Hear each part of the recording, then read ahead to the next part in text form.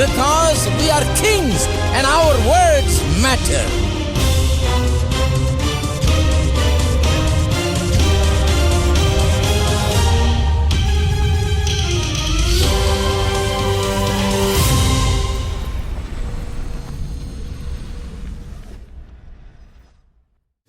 ஆனாதி தேவன் உன் அடைக்கலமே, அவர் நித்திய புயங்கள் உன்னாதாரமே. ஆனாதி தேவன் உன் அடைக்கலமே, அவர் நித்திய புயங்கள் உன்னாதாரமே. இந்த தேவன் என்றென்றும் உள்ள சதா காலமும் நமது தேவன், மரண பரியந்தம் நம்மை நடத்திடுவார். ஆனாதி தேவன் அடைக்கலமே, அவர் நித்திய புயங்கள் உன்னாதாரமே. ஆனாதி தேவன் அடைக்கலமே, அவர் நித்திய புயங்கள் உன்னாதாரமே. கானக பாதை காரிருளில் தூய தேவ ஒளியே, கானக பாதை காரிருளில் தூய தேவ ஒளியே. அழுகை நிறைந்த பள்ளத்தாக்குகளை அரும் நீருற்றாய் மாற்றினாரே. அழுகை நிறைந்த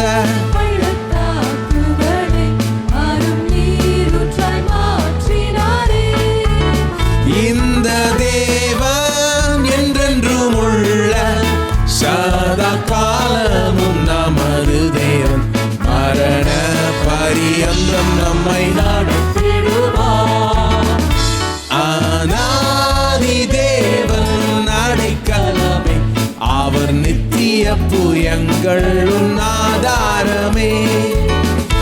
ஆனாதி தேவன் அடைக்கலமே, அவர் நித்திய புயங்கள் ஆதாரமே. கிருபை கூர்ந்து மனதுருகும் தூய தேவ அன்பே. கிருபை கூர்ந்து மனதுருகும் தூய தேவ அன்பே. உன் சமாதானத்தின் உடன்படிக்கைதனை உண்மையாய் கர்த்தர் காத்துக் கொள்வார். சமாதானத்தின் உடன்படிக்கைதனை உண்மையாய் கர்த்தர் காத்துக் கொள்வார்.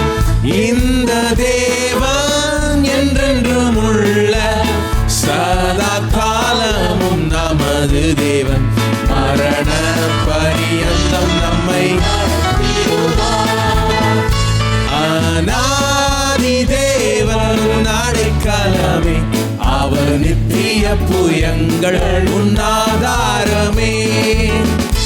ஆனாதி தேவன் அடைக்கலமே, அவர் நித்திய புயங்கள் உன்னாதாரமே. இப்புவி யாத்திரை கடந்திடுவாய் தூய தேவதயவாய். புவி யாத்திரை கடந்திடுவாய் தூய தேவ தயவாய். தரும் கானகத்தில் கர்த்தர் மார்பினிலே இழைக்கும் இளைப்பாறுதலே. கானகத்தில் கர்த்தர் மார்பினிலே கிடைக்கும் இளைப்பாறுதலே. இந்த தேவன் என்றென்றும் உள்ள சதா காலமும் நமது தேவன், மரண பரியந்தம் நம்மை நடத்திடுவார். ஆனாதி தேவன் அடைக்கலமே, அவர் நித்திய புயங்கள் உன்னாதாரமே. ஆனாதி தேவன் அடைக்கலமே, அவர் நித்திய புயங்கள் ஆதாரமே.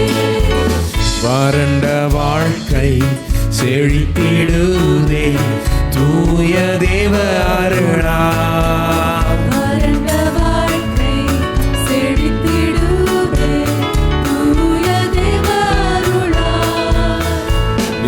நித்திய மகிழ்ச்சி தலை மேல் இருக்கும், சஞ்சலம் தவிப்பும் ஓடிப்போ. மகிழ்ச்சி தலை மேல் இருக்கும், சஞ்சலம் தவிப்பும் ஓடிப்போ. இந்த தேவன் என்றென்றும் உள்ள சதா காலமும் நமது தேவன், மரண பரியந்தம் நம்மை நடத்திடுவார். அநாதி தேவன் அடைக்கலமே, அவர் நித்திய புயங்கள் உன்னாதாரமே.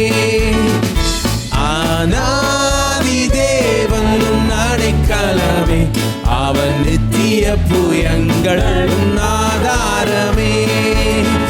இந்த தேவன் என்றென்றும் உள்ள சதா காலமும் நமது தேவன், மரண பரியந்தம் நம்மை நடத்திடுவார்.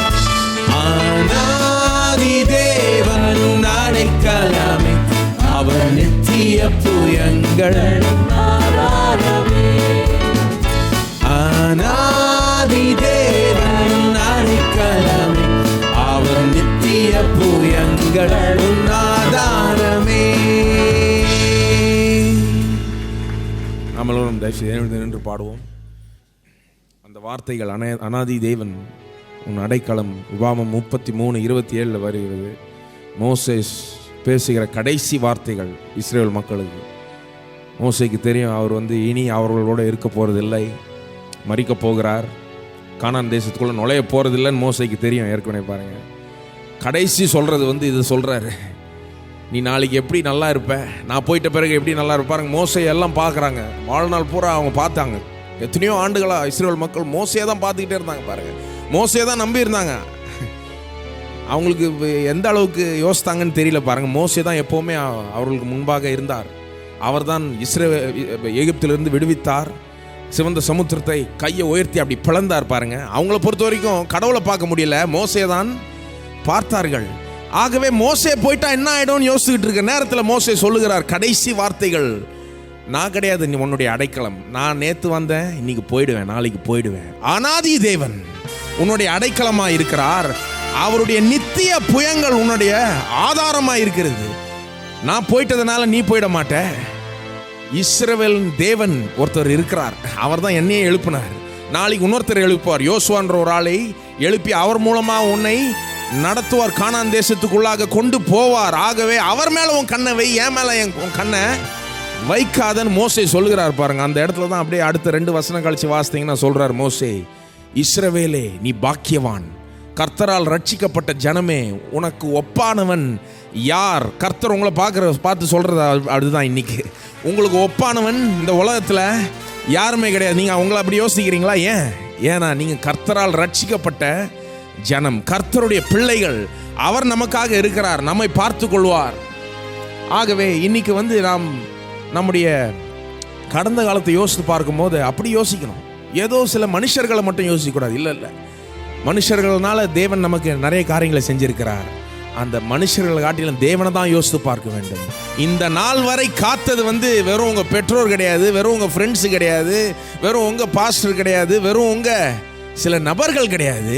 இந்த நாள் வரை காத்தது யாரு? நம்முடைய தேவன். அவரை துதித்து ஆராதிப்போம்.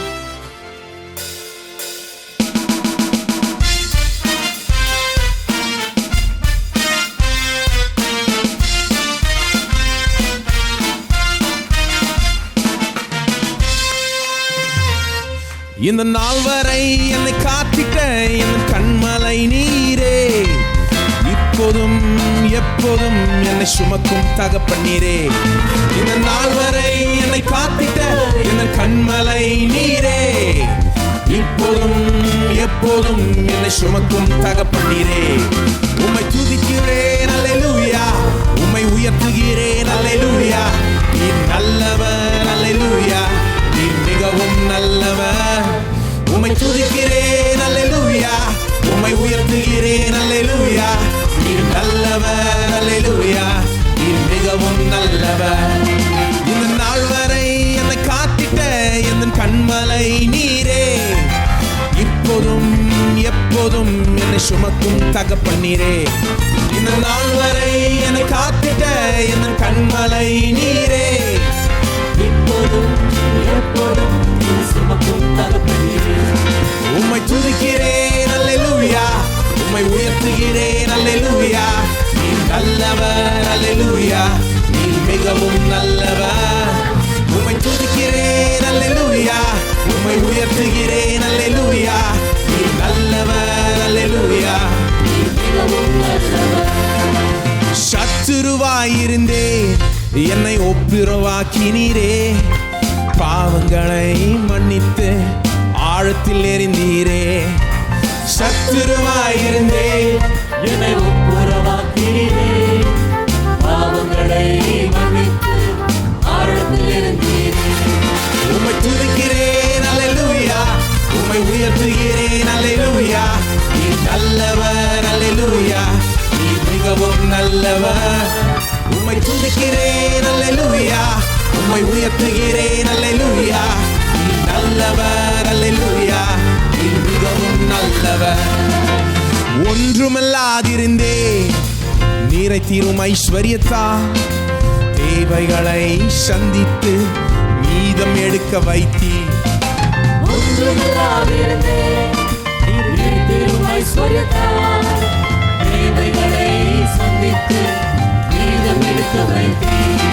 உம்மை துதிக்கிறேன் அல்லேலூயா, உம்மை உயர்த்துகிறேன் அல்லேலூயா. நீர் நல்லவர் அல்லேலூயா, நீர் மிகவும் நல்லவர். உம்மை துதிக்கிறேன் அல்லேலூயா, உம்மை உயர்த்துகிறேன் அல்லேலூயா.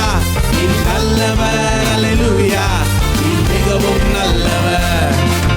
வியாதியாக இருந்தே குணமானின் தழும்புகளா வார்த்தையை அனுப்பி என்னை வாழ வைத்தீரே.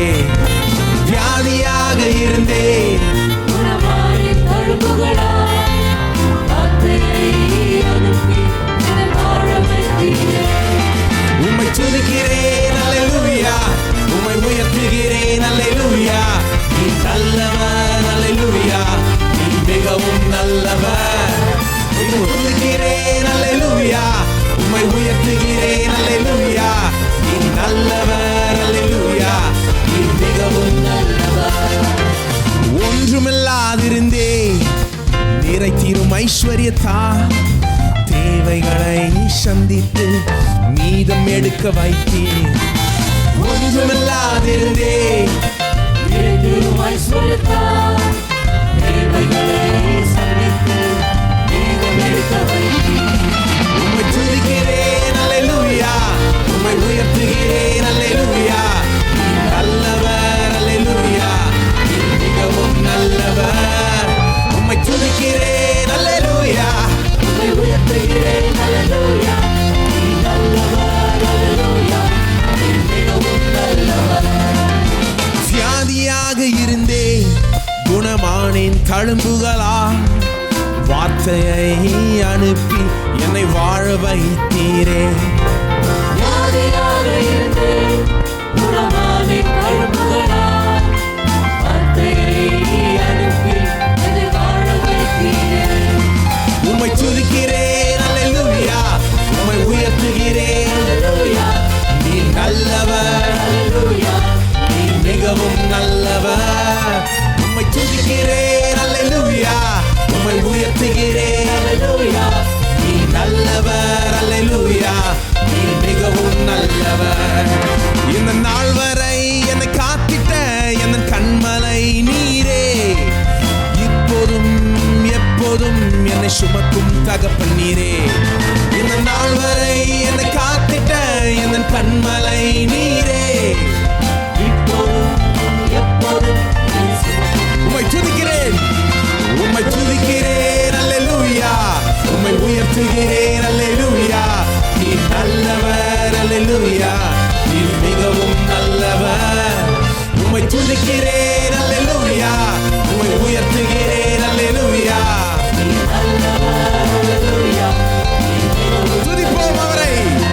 உம்மை துதிக்கிறேன் அல்லேலூயா, உம்மை உயர்த்துகிறேன். அல்லேலூயா, நீர் நல்லவர், அல்லேலூயா, நீர் மிகவும் நல்லவர். துதிக்கிறேன், உம்மை உயர்த்துகிறேன். நீ நல்லவர்.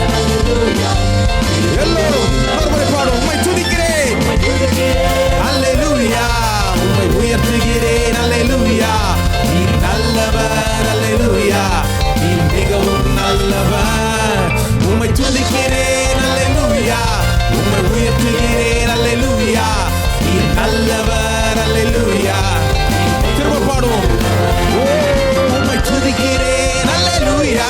உம்மை உயர்த்துகிறேன், அல்லேலூயா. நீ நல்லவர், அல்லேலூயா. நீ மிகவும் நல்லவர். உம்மை துதிக்கிறேன், அல்லேலூயா. உம்மை உயர்த்துகிறேன், அல்லேலூயா. நீ நல்லவர், அல்லேலூயா. நீ மிகவும் நல்லவர்.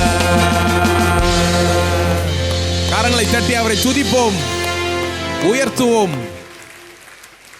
நீர் மிகவும் நல்லவராய் இருக்கிறீர் கர்த்தாவே. உம்மண்டை என் கவனத்தை திருப்புகிறோம், உம்மை நோக்கி பார்க்கிறோம் ஆண்டவரே. நீர்தான் எங்களை இவ்வளவு நாளா காத்திருக்கிறீர், வழி நடத்தியிருக்கிறீர். இனிமையும் நடத்துவீர், காப்பீர், பராமரிப்பீர், போஷிப்பீர், பாதுகாப்பீர் ஆண்டவரே. நீர்தான் எங்களுக்கு எல்லாமாக இருக்கிறீர் ஆண்டவரே. உம்மையே நம்பி இருக்கிறோம்.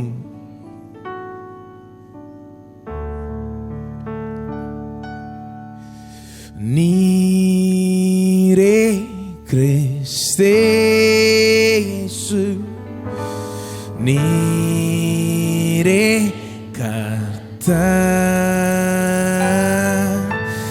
நீரே மாயேகோவா என் தேவன்.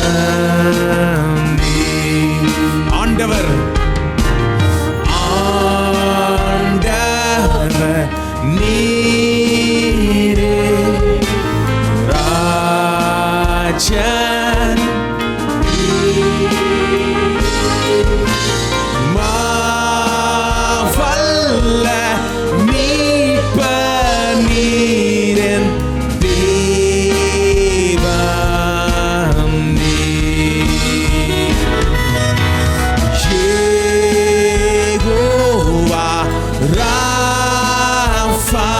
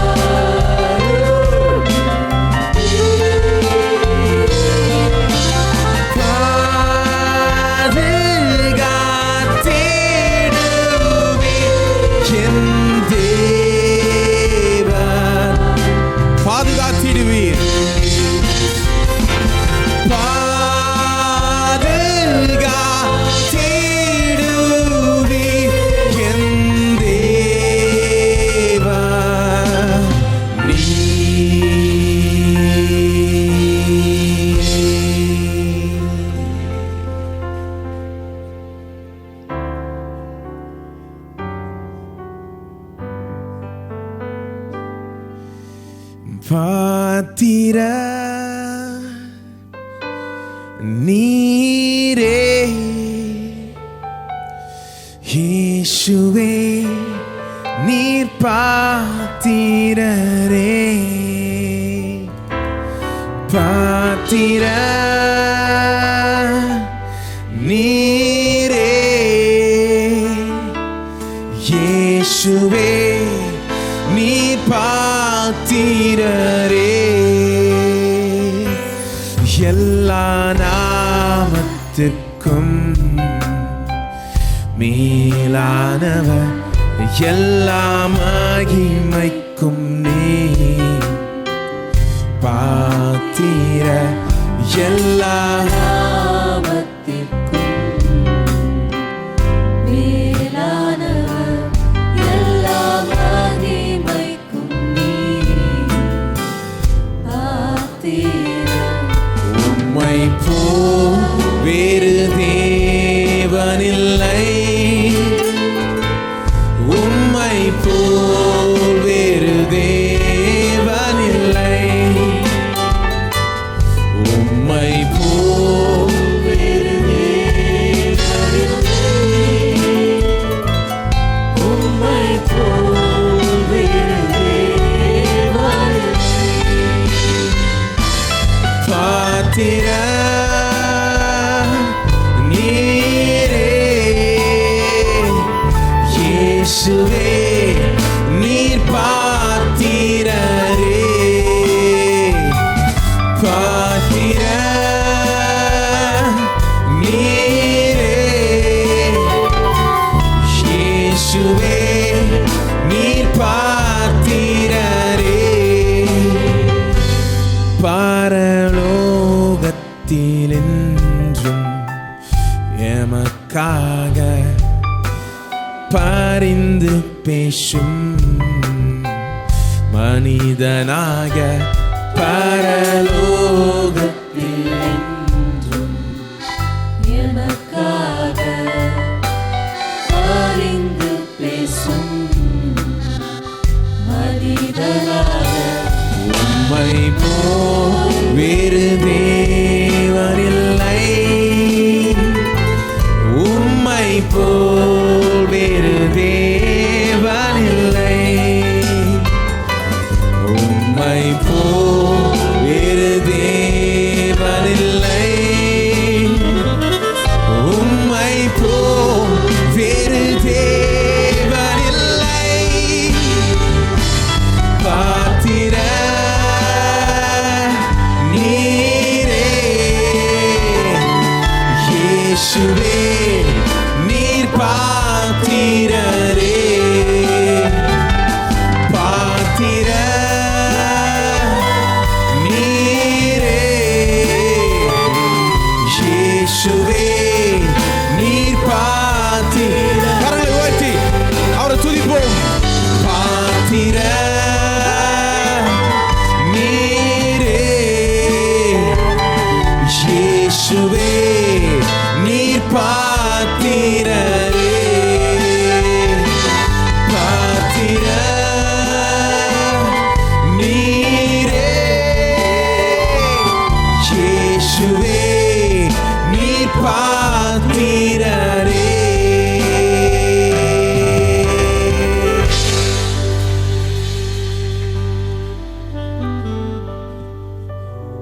நாம் எல்லாரும் உள்ளங்களையும் கரங்களையும் உயர்த்தி நாம் கர்த்தரை ஸ்தோத்தரிப்போம். ஹல்லேலூயா. ஓ உம்மை துதிக்கிறோம் துதிக்கிறோம் துதிக்கிறோம் கர்த்தாவே, உம்மை ஸ்தோத்தரிக்கிறோம். ஓ உமக்கு ஸ்தோத்திரம் ஸ்தோத்திரம் ஸ்தோத்திரம் ஸ்தோத்திரம் தேவனே, உம்மை துதிக்கிறோம் துதிக்கிறோம் கர்த்தாவே, உம்மை ஸ்தோத்தரிக்கிறோம். ஹல்லேலூயா ஹல்லேலூயா ஹல்லேலூயா. ஓ உமக்கு ஸ்தோத்திரம் ஸ்தோத்திரம் ஸ்தோத்திரம் ஸ்தோத்திரம் கர்த்தாவே. பரலோக பிதாவே, உம்மை துதிக்கிறோம் உம்மை ஸ்தோத்தரிக்கிறோம். இந்த காலை வேளையிலே எங்கள் மத்தியில் நீர் பிரசன்னமாக இருக்கிறபடியாலும் ஸ்தோத்திரம். நீ நல்லவர், எங்கள் பட்சத்தில் இருக்கிறவர், எங்களுக்காக எல்லாவற்றையும் செய்து முடித்திருக்கிறவர், நல்ல ஒரு வாழ்க்கை எங்களுக்காக ஏற்படுத்தி வைத்திருக்கிறீர். இதெல்லாம் புரிந்து கொள்ள அறிந்து கொள்ள மனக்கண்கள் பிரகாசம் அடையட்டும். இன்றைக்கு தேவ ஆவியானவர் தாமே சகல சத்தியத்துக்குள்ள எங்களை நடத்தட்டும். வெற்றியும் வாழ்வையும் ஒவ்வொருவருக்கும் நீர் தருகிறபடியால் உமக்கு ஸ்தோத்திரம். சத்தியத்தின் மூலமா இன்றைக்கு அது உண்டாகிறபடியால் உமக்கு ஸ்தோத்திரம். சத்தியம் இன்றைக்கு அநேகரை விடுதலையாக்கட்டும், ஒரு புதுவிதமான வாழ்க்கைக்குள்ள நடத்தட்டும். ஆசீர்வாதம் ஜனங்களுடைய வாழ்க்கையில பெருகட்டும். தேவைகளோடு, கஷ்டங்களோடு, பிரச்சனைகளோடு வந்திருக்கிற மக்கள் இன்றைக்கு சந்திக்கப்படட்டும். தேவ பிரசன்னத்திலே அவள் தங்கள் பதில்களை காணட்டும். கர்த்தாவே, வாழ்க்கையில் ஒரு திருப்பு முனையின் நாளாக இது இருக்கட்டும். உமக்கு எல்லா கனம், மகிமை, துதி, ஸ்தோத்திரங்களை எடுக்கிறோம். இயேசுவின் நாமத்திலே ஜெபிக்கிறோம். ஆமென். காணிக்கைகளை கர்த்தரை ஆராதிக்கின்ற நேரம்.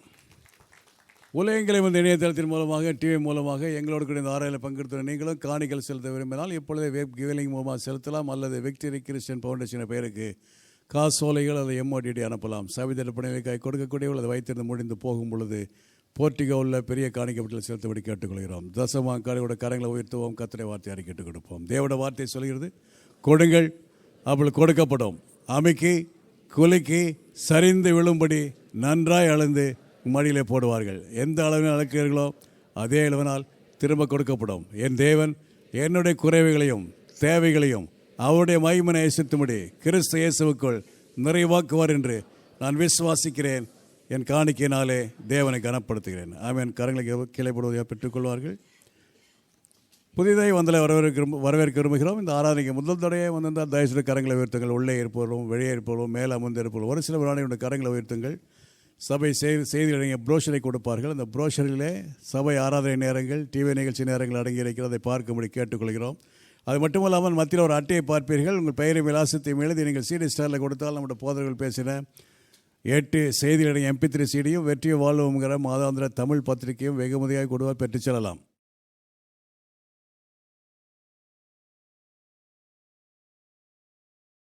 கர்த்தருடைய வார்த்தைக்கு செல்லுவோம். 1 யோவான் 3ஆம் அதிகாரம் 10 முதல் 15 வசனங்கள் வாசிக்கிறேன். 1 யோவான் 3 10 முதல் 15ஆம் வசனம் வரை. இதனால் தேவனுடைய பிள்ளைகள் இன்னார் என்றும் பிசாசின் பிள்ளைகள் இன்னார் என்றும் வெளிப்படும். நீதியை செய்யாமலும் தன் சகோதரனில் அன்பு கூறாமலும் இருக்கிற எவனும் தேவனால் உண்டானவன் அல்ல. நாம் ஒருவரில் அன்பு கூற வேண்டும் என்பதே நீங்கள் ஆதி முதல் கேள்விப்பட்ட விசேஷமாக இருக்கிறது. பொல்லாங்கனால் உண்டாயிருந்து தன் சகோதரனை கொலை செய்த காயினை போல் இருக்க வேண்டாம். அவன் எது நிமித்தமான கொலை செய்தான்? தன் கிரியைகள் பொல்லாதவைகளும் தன் சகோதரனுடைய கிரியைகள் நீதி உள்ளவர்களுமாக இருந்தது நிமித்தம்தானே. என் சகோதரரே, உலகம் உங்களை பகைத்தால் ஆச்சரியப்படாதிருங்கள். நாம் சகோதரரிடத்தில் அன்பு கூறுகிறபடியால் மரணத்தை விட்டு நீங்கி ஜீவனுக்கு உட்பட்டிருக்கிறோம் என்று அறிந்திருக்கிறோம். சகோதரனிடத்தில் அன்பு கூறாதவன் மரணத்தில் நிலை கொண்டிருக்கிறான். தன் சகோதரனை பறைக்கிற எவனும் மனுஷ கொலைபாதகனாக இருக்கிறான். மனுஷ கொலைபாதகன் எவனோ அவனுக்குள் நித்திய ஜீவன் நிலைத்தராது என்று அறிவீர்கள். தேவனுடைய அன்பை குறித்து, தேவன் நம்ம எப்படி அன்பு கூர்ந்தார் என்பது குறித்து போதித்தோம். இப்பொழுது நாம் எப்படி ஒருவர் அன்பு கூற வேண்டும் என்று போதித்து வருகிறோம். வாக்கிங் இன் லவ், அன்பிலே வாழ்வது, நடந்து கொள்வது என்பதை குறித்து கடந்த 2 வாரங்களாக போதித்தேன். இன்றைக்கு 3ஆவது வாரமாக இதை எடுக்கிறேன். யோவான் இதை குறித்து அதிகமாக எழுதுகிறார். 2ஆம் அதிகாரத்தில் எழுதுகிறார், 3ஆம் அதிகாரத்தில், 4ஆம் அதிகாரத்தில் ரொம்ப அதிகமாக இதை குறித்து சொல்லுகிறார். இது எல்லாத்தையும் நாம் கொஞ்சம் கொஞ்சமாக பார்த்து வருகிறோம். யோவானுடைய முழு நோக்கம் என்ன நான் எழுதுறதில்ல. முழு எபிசோடையும் வாசித்து பார்த்தீங்கன்னா, எல்லா அதிகாரத்தையும் வாசித்து பார்த்தீங்கன்னா 1 யோவானில் என்ன சொல்ல வருகிறார்? நாம் இப்பொழுது தேவனுடைய பிள்ளைகளாக இருக்கிறோம். இந்த நல்ல பாஸ்டர் அவர் ஜனங்களுக்கு போதிக்கிறார். ஒருவர் கிறிஸ்தவ விசுவாசிகள் எப்படி ஒருவர் அன்பு கூற வேணும்னு சொல்கிறாரு. அதை எதை அடிப்படையில் செய்யணுன்றார்? எதன் அடிப்படையில் அன்பு கூற வேணுமா? நாம் எல்லாம் தேவனுடைய பிள்ளைகளாக இருக்கிறோன்றாரு. ஆகவே அந்த பிள்ளைகளைப் போல வாழ வேணும். ஒரு தகப்பனுக்கு பிறந்த பிள்ளைகள் அந்த தகப்பனுடைய சுவாபத்தை உடையவர்களாக இருக்கிறார்கள். அந்த தகப்பனுடைய வித்து அவர்களுக்குள்ளே இருக்கிறது. அதனால் அந்த சுவாபம் அவர்களுக்குள்ளே இருக்குது. அந்த விதத்தில் தான் அதை போதிக்கிறாரு. நீங்கள் தேவனுடைய பிள்ளைகளாக இருக்கிறபடினாலே தேவனை போல இருக்க வேண்டும். அவருக்கு ஒரு குமாரன் உண்டு, அவர் இயேசு கிறிஸ்து. அவரை மாதிரி தான் நீங்களும் குமாரத்திகள், நீங்களும் அப்படி தான் இருக்க வேணும்னு சொல்லி இயேசுவை போல் இருப்பதை குறித்து போதிக்கிறார். இயேசுவை போல் இருப்பது என்றால் என்ன? இயேசு எப்படி இருந்தார்? தேவகுமாரனாக இயேசு தேவனுடைய கட்டளைகளை கை கொண்டார். கட்டளைகளை கை கொள்றதில் அவருக்கு எந்த பிரச்சனையும் இல்லை. கட்டளைகளை பூரணமாய் கை கொண்டார். 2வது அன்பு கூர்ந்தார். இந்த 2 காரியங்கள் தான் சுட்டி காண்பிக்கிறார் அவர். அது போலவே நீங்களும் இருக்க வேணும் என்று சொல்லுகிறார். சொல்லும்போது என்ன சொல்கிறாரு? ஒரு விசுவாசி என்கிறதற்கு, அவன் வித்தியாசமானவன் என்கிறதற்கு அடையாளமே இந்த அன்பு தான் அப்படிங்கிறார். இந்த அன்பு தான் அவன் விசுவாசியாக இருக்கிறாங்கிறத அடையாளம் காட்டுகிறது என்று சொல்லுகிறார். 10ஆம் வசனத்தில் துவங்குகிறார் பாருங்கள். எப்படி சொல்கிறார் பாருங்கள். இதனாலே தேவனுடைய பிள்ளைகள் இன்னார் என்றும் பிசாசின் பிள்ளைகள் இன்னார் என்றும் வெளிப்படும். நீதியை செய்யாமலும் தன் சகோதரனால் அன்பு கூறாமலும் இருக்கிற எவனும் தேவனால் உண்டானவன் அல்ல. என்ன சொல்கிறாரு? யாராவது நீதியை செய்யாதவன் இருந்தான்னா அவன் ஏன் செய்யலைன்னு சொன்னால் அவன் தேவனால் உண்டானவன் அல்ல என்கிறார். அப்படி சொல்லிட்டு தான் 11ஆம் வசனத்தில் சொல்கிறாரு, நாம் ஒருவரில் அன்பு கூற வேண்டும், ஒருவர் அன்பு கூற வேண்டும் என்பதே நீங்கள் ஆதி முதல் கேள்விப்பட்ட விசேஷமாக இருக்கிறதுன்னு அதே லாஜிக்கை தான் இதில் பயன்படுத்துகிறார். என்ன சொல்கிறாரு? ஒருவன் நீதி செய்யாவிட்டால் அவன் தேவனால் பிறந்தவன் அல்ல அப்படின்னு சொல்லிட்டு சொல்கிறாரு. அப்போ ஒருவன் அன்பு கூறாவிட்டாலும் அதைத்தான் அது காட்டுகிறது. ஒருவன் அன்பு கூர்ந்தால் அவன் தேவனுடைய பிள்ளை என்கிறதுக்கு அது அடையாளமாக இருக்கிறது என்றார். 9ஆம் வசனத்தை பார்த்தீங்கன்னா இன்னும் அந்த லாஜிக் எப்படி பாவம் செய்கிற விஷயத்தில் பயன்படுத்துகிறாருன்னு பார்க்கலாம். தேவனால் பிறந்த எவனும் பாவம் செய்யான், ஏனெனில் அவருடைய வித்து அவனுக்குள் தரித்திருக்கிறது. அவன் தேவனால் பிறந்தபடியினால் பாவம் செய்ய மாட்டான். நிறைய பேருக்கு இது குழப்பமான வசனம் இருக்குது. அப்போ தேவனுடைய பிள்ளைகள்னால் பாவமே செய்ய மாட்டாங்களா? ஒரு பாவம் ஏதாவது நடந்துச்சுட்டா கூட அவன் தேவனுடைய பிள்ளைங்கிறது அது நிரூபிச்சிருதா? இப்படியா சொல்லுது வேத வசனம்? கிடையாது. வேத வசனத்தை ஒழுங்காக படிக்கணும், மற்ற காரியங்களோடு ஒப்பிட்டு படிக்கணும். என்ன சொல்ல வருகிறது? தேவனால் பிறந்த எவனும் பாவம் செய்யான், ஏனெனில் அவருடைய வித்து அவனுக்குள் தரித்திருக்கிறது. ஒரு பிள்ளை ஒரு குடும்பத்தில் பிறக்கும்போது அந்த தாய் தகப்பனுடைய அடையாளம் அந்த பிள்ளையில் இருக்குது. அந்த விதத்தில் தான் சொல்லியிருக்குது. தேவன் பாவம் செய்யாதவர், பாவம் அவருக்குள்ளே இல்லை. அவரால் பிறந்தவர்கள் அவரை போல இருப்பார்கள் என்று சொல்லுகிறார். அப்படின்னா இந்த உலகத்தில் நாம் இருக்கிறோம், நாம் இன்றைக்கு மறுபடியும் பிறந்திருக்கிறோம், தேவனால் பிறந்திருக்கிறோம்.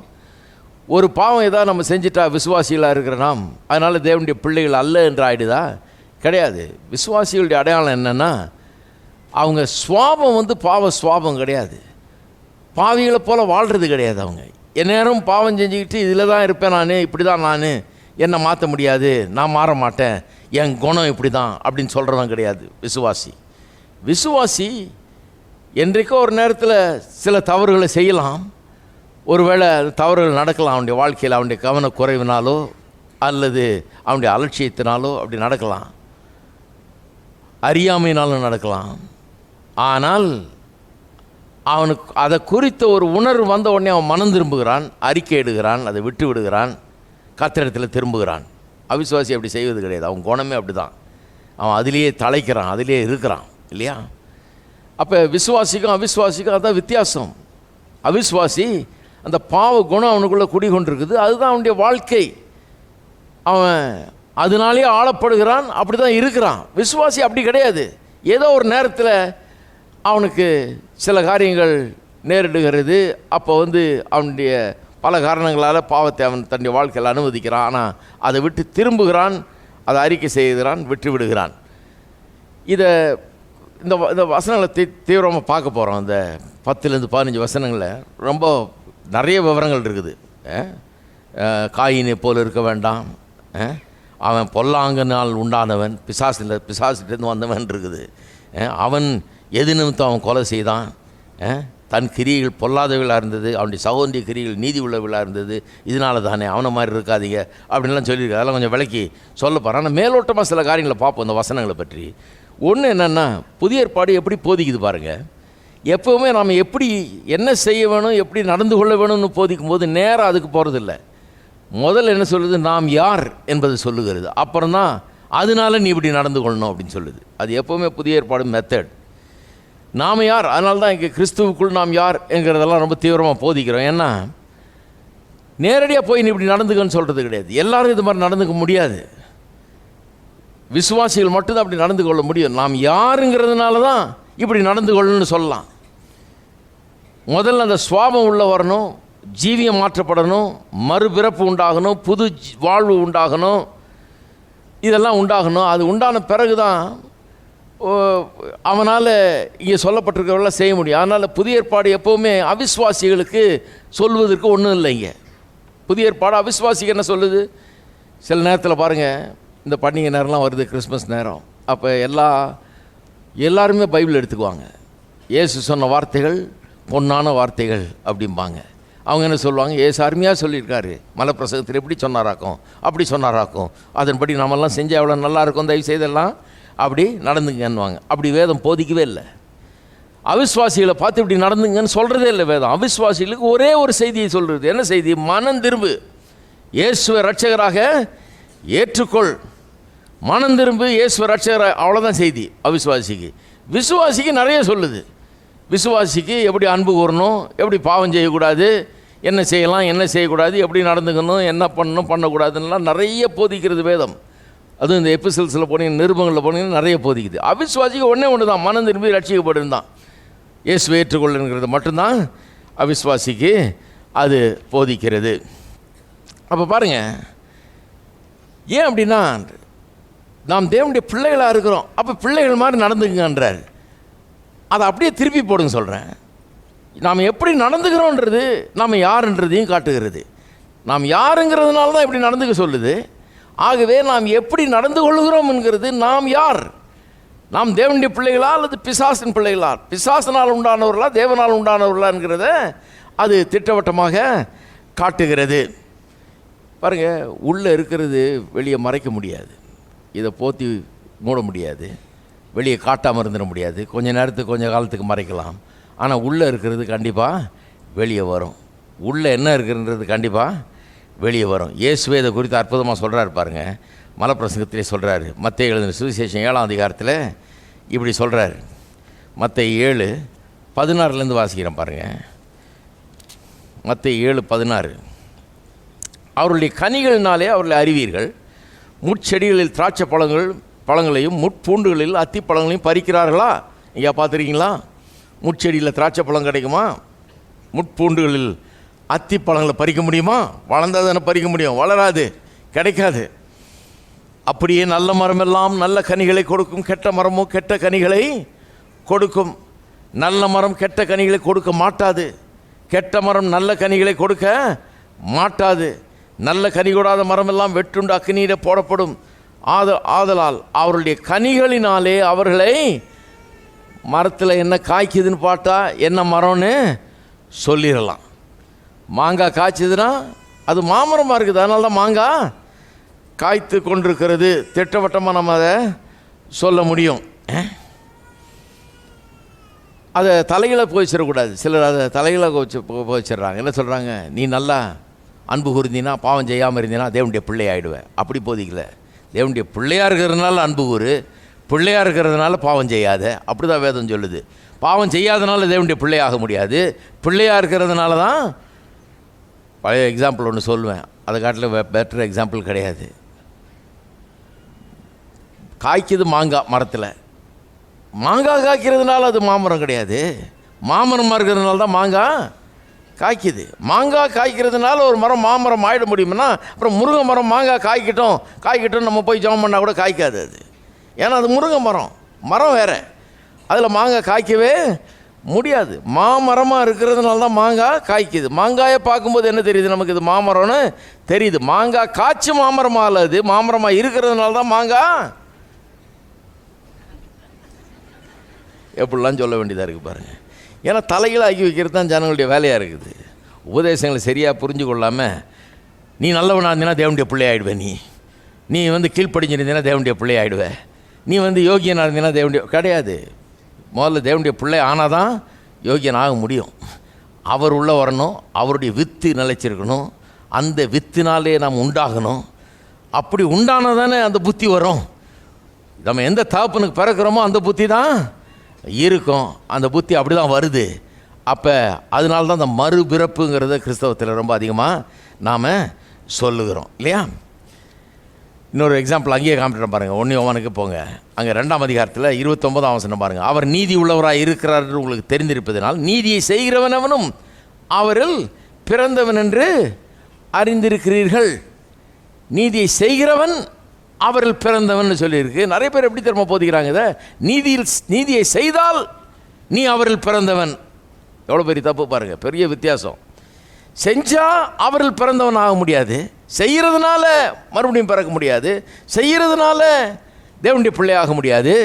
ஒருவன் நீதியை செய்வானானால் அவன் தேவனுடைய பிள்ளையாக ஏற்கனவே இருக்கிறான், அதனால தான் நீதியை செய்கிறான். தேவனால் பிறந்தவனாக இருக்கிறதுனால தான் நீதியை செய்கிறான். நீதியை செஞ்சு நீதிமானாக முடியாது. இன் அதர் வேர்ட்ஸ், நீதியை செஞ்சு நீதிமானாக முடியாது, நீதிமானாக இருக்கிறதுனால தான் நீதியை செய்கிறோம். அடிக்கடி சொல்லியிருக்கேன், வண்டியை முன்னால் கட்டிடுறோம், மாட்டை பின்னால் கட்டிடுறோம். அதனால தான் வாழ்க்கை ஒழுங்காக போக மாட்டேங்குது. நீதியை செய்கிறதுனால நீதிமானாக முடியுன்றது தான் நிறைய பேருடைய போதனை. நீ நீதிமானாக இருக்கணும், ஆகவே நீதியை செய். கிடையாது, நீதிமானாக இருந்தால் தான் நீதியை செய்ய முடியும். எப்படி தலைகளாகிட்டோம் பாருங்கள். இது பெரிய குழப்பம். கிறிஸ்தவத்தில் பாருங்கள், பெரிய குழப்பம். நான் இப்போ பாஸ்டர்ஸ் மீட்டிங்கில் பேசிகிட்டு இருந்தேன். எப்படி கர்த்தர் நல்லது நல்லதுன்னு சொன்னதெல்லாம் சபை இன்னைக்கு கெட்டதுன்னு பிரசங்கம் பண்ணியாச்சு. எல்லாத்தையும் நல்லதுன்னார், வெள்ளியும் பொண்ணும் நல்லதுன்னார், ஆனால் கெட்டதுன்றோம் நம்ம. அதை போடாதே. ஒருத்தர் சொன்னார் கழுத்தில் இருக்கக்கூடாது, அது காணிக்கையில் போடுனார். அப்போ கழுத்திலே இருக்கக்கூடாது அசுத்தத்தை, கழுத்திலே இருக்கக்கூடாது அசுத்தத்தை எடுத்து காணிக்கையில் போடணுமா? கழுத்தில் இருக்கிறத கழுத்தி குப்பை தொட்டிகளில் போடணும். என்ன பசங்க பாருங்கள், கர்த்தர் நல்லதுன்னு சொல்லியிருக்கார், வெள்ளியும் பொண்ணும் நல்லதுன்றாரு. அது உனக்காக தான் உண்டாகுனா அடியில் வச்சுருக்க தங்க சொரங்கெல்லாம் வச்சுருக்காரு. புதிய வெளிப்பாடு பெற்ற மாதிரி பெரிய கர்த்தரை விட மிதமிஞ்சிய பரிசுத்தவான். அதெல்லாம் நமக்கு கெட்டது, அதெல்லாம் வேணாம், எனக்கு வெள்ளியும் வேணாம் பொண்ணும் வேணாம். அப்போ என்ன கர்த்தர் என்ன மோசமானவரா? வெள்ளியும் பொண்ணெல்லாம் உண்டாக்கிட்டு அவர் என்ன பெரிய பேராசை பிடிச்சவரா? அவர் மெட்டீரியலிஸ்டிக்? அவர் கிடையாது. மெட்டீரியல் தப்பு இல்லை, மெட்டீரியலிசம் தான் தப்பு. வேதம் எதை கண்டனம் பண்ணுது? மெட்டீரியலிசத்தை கண்டனம் பண்ணுது. என்றைக்குமே மெட்டீரியல்ஸை கண்டனம் பண்ணதில்லை. மெட்டீரியலாக நம்ம பயன்படுத்துறதுக்காக உண்டாக்கப்பட்டது. வெள்ளியும் பொண்ணு என்ன பிசாசுக்காக வச்சுருக்கிறாங்க? ஹலோ, இருக்கீங்களா? சொல்கிறாங்க பாருங்கள், எல்லா அக்கிரமக்காரங்கையில் தான் எல்லா பணமும் இருக்குது, அவன் தான் வச்சுருக்கான் பணத்தை. நான் சொல்கிறேன், நீங்களாம் வேணாம்னால தான் அவன்கிட்ட கொடுத்து வச்சுருக்காரு. அவர் வச்சுட்டார் இந்த உலகத்தில். எல்லா கிறிஸ்தவர்களும் கர்த்தரை விட பரிசுத்தராக இருக்காங்களே. வேண்டாம் ஆண்டவர், எனக்கு வேண்டாம், போதும், ஸ்தோத்திரம் போதும் என்கிற மனதுடனே கூடிய தேவ பக்தியே மிகுந்த ஆதாயம் இருக்கிறாங்க எல்லாரும். எவன்கிட்ட கொடுத்தாலும் வாங்க மாட்டேங்கிறான். கர்த்தர் பார்த்தாரு, அக்கிரமக்காரனை கூப்பிட்டு நீ பிடிச்சிக்கோ வச்சுக்கோன்னு. அவன்கிட்ட கொடுத்தா ரொம்ப சேஃபு. ஏன்னா அவன் கஞ்ச பிசினாரி, செலவழிக்கவே மாட்டான். மூட்டை கட்டி கட்டி கட்டி ஒழிச்சு அதுக்கு சுற்றி சவுரெல்லாம் கட்டி பத்திரமா வச்சுருப்பான். நீ வச்சிரு பத்திரமா, அப்புறமா இவங்கெல்லாம் திருந்தின பிறகு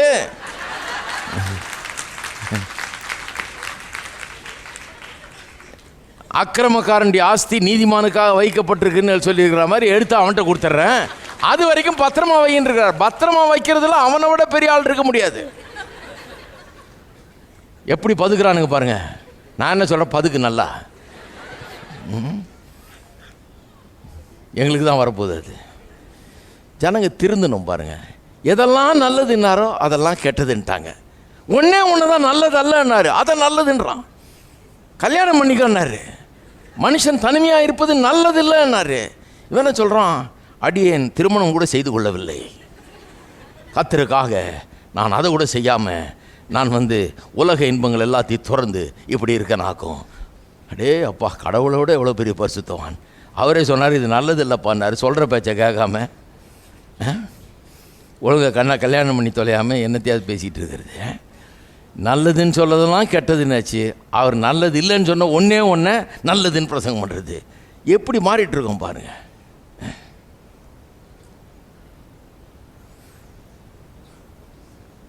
அப்போ நன்மை செய்கிறதுனால நீதி செய்கிறதுனால நீதிமானம் ஆகிறது இல்லை, நீதிமானம் இருக்கிறதுனால தான் நீதியை செய்கிறோம். இதெல்லாம் வேத வசனத்தின் அடிப்படை போதனைகள். சரி,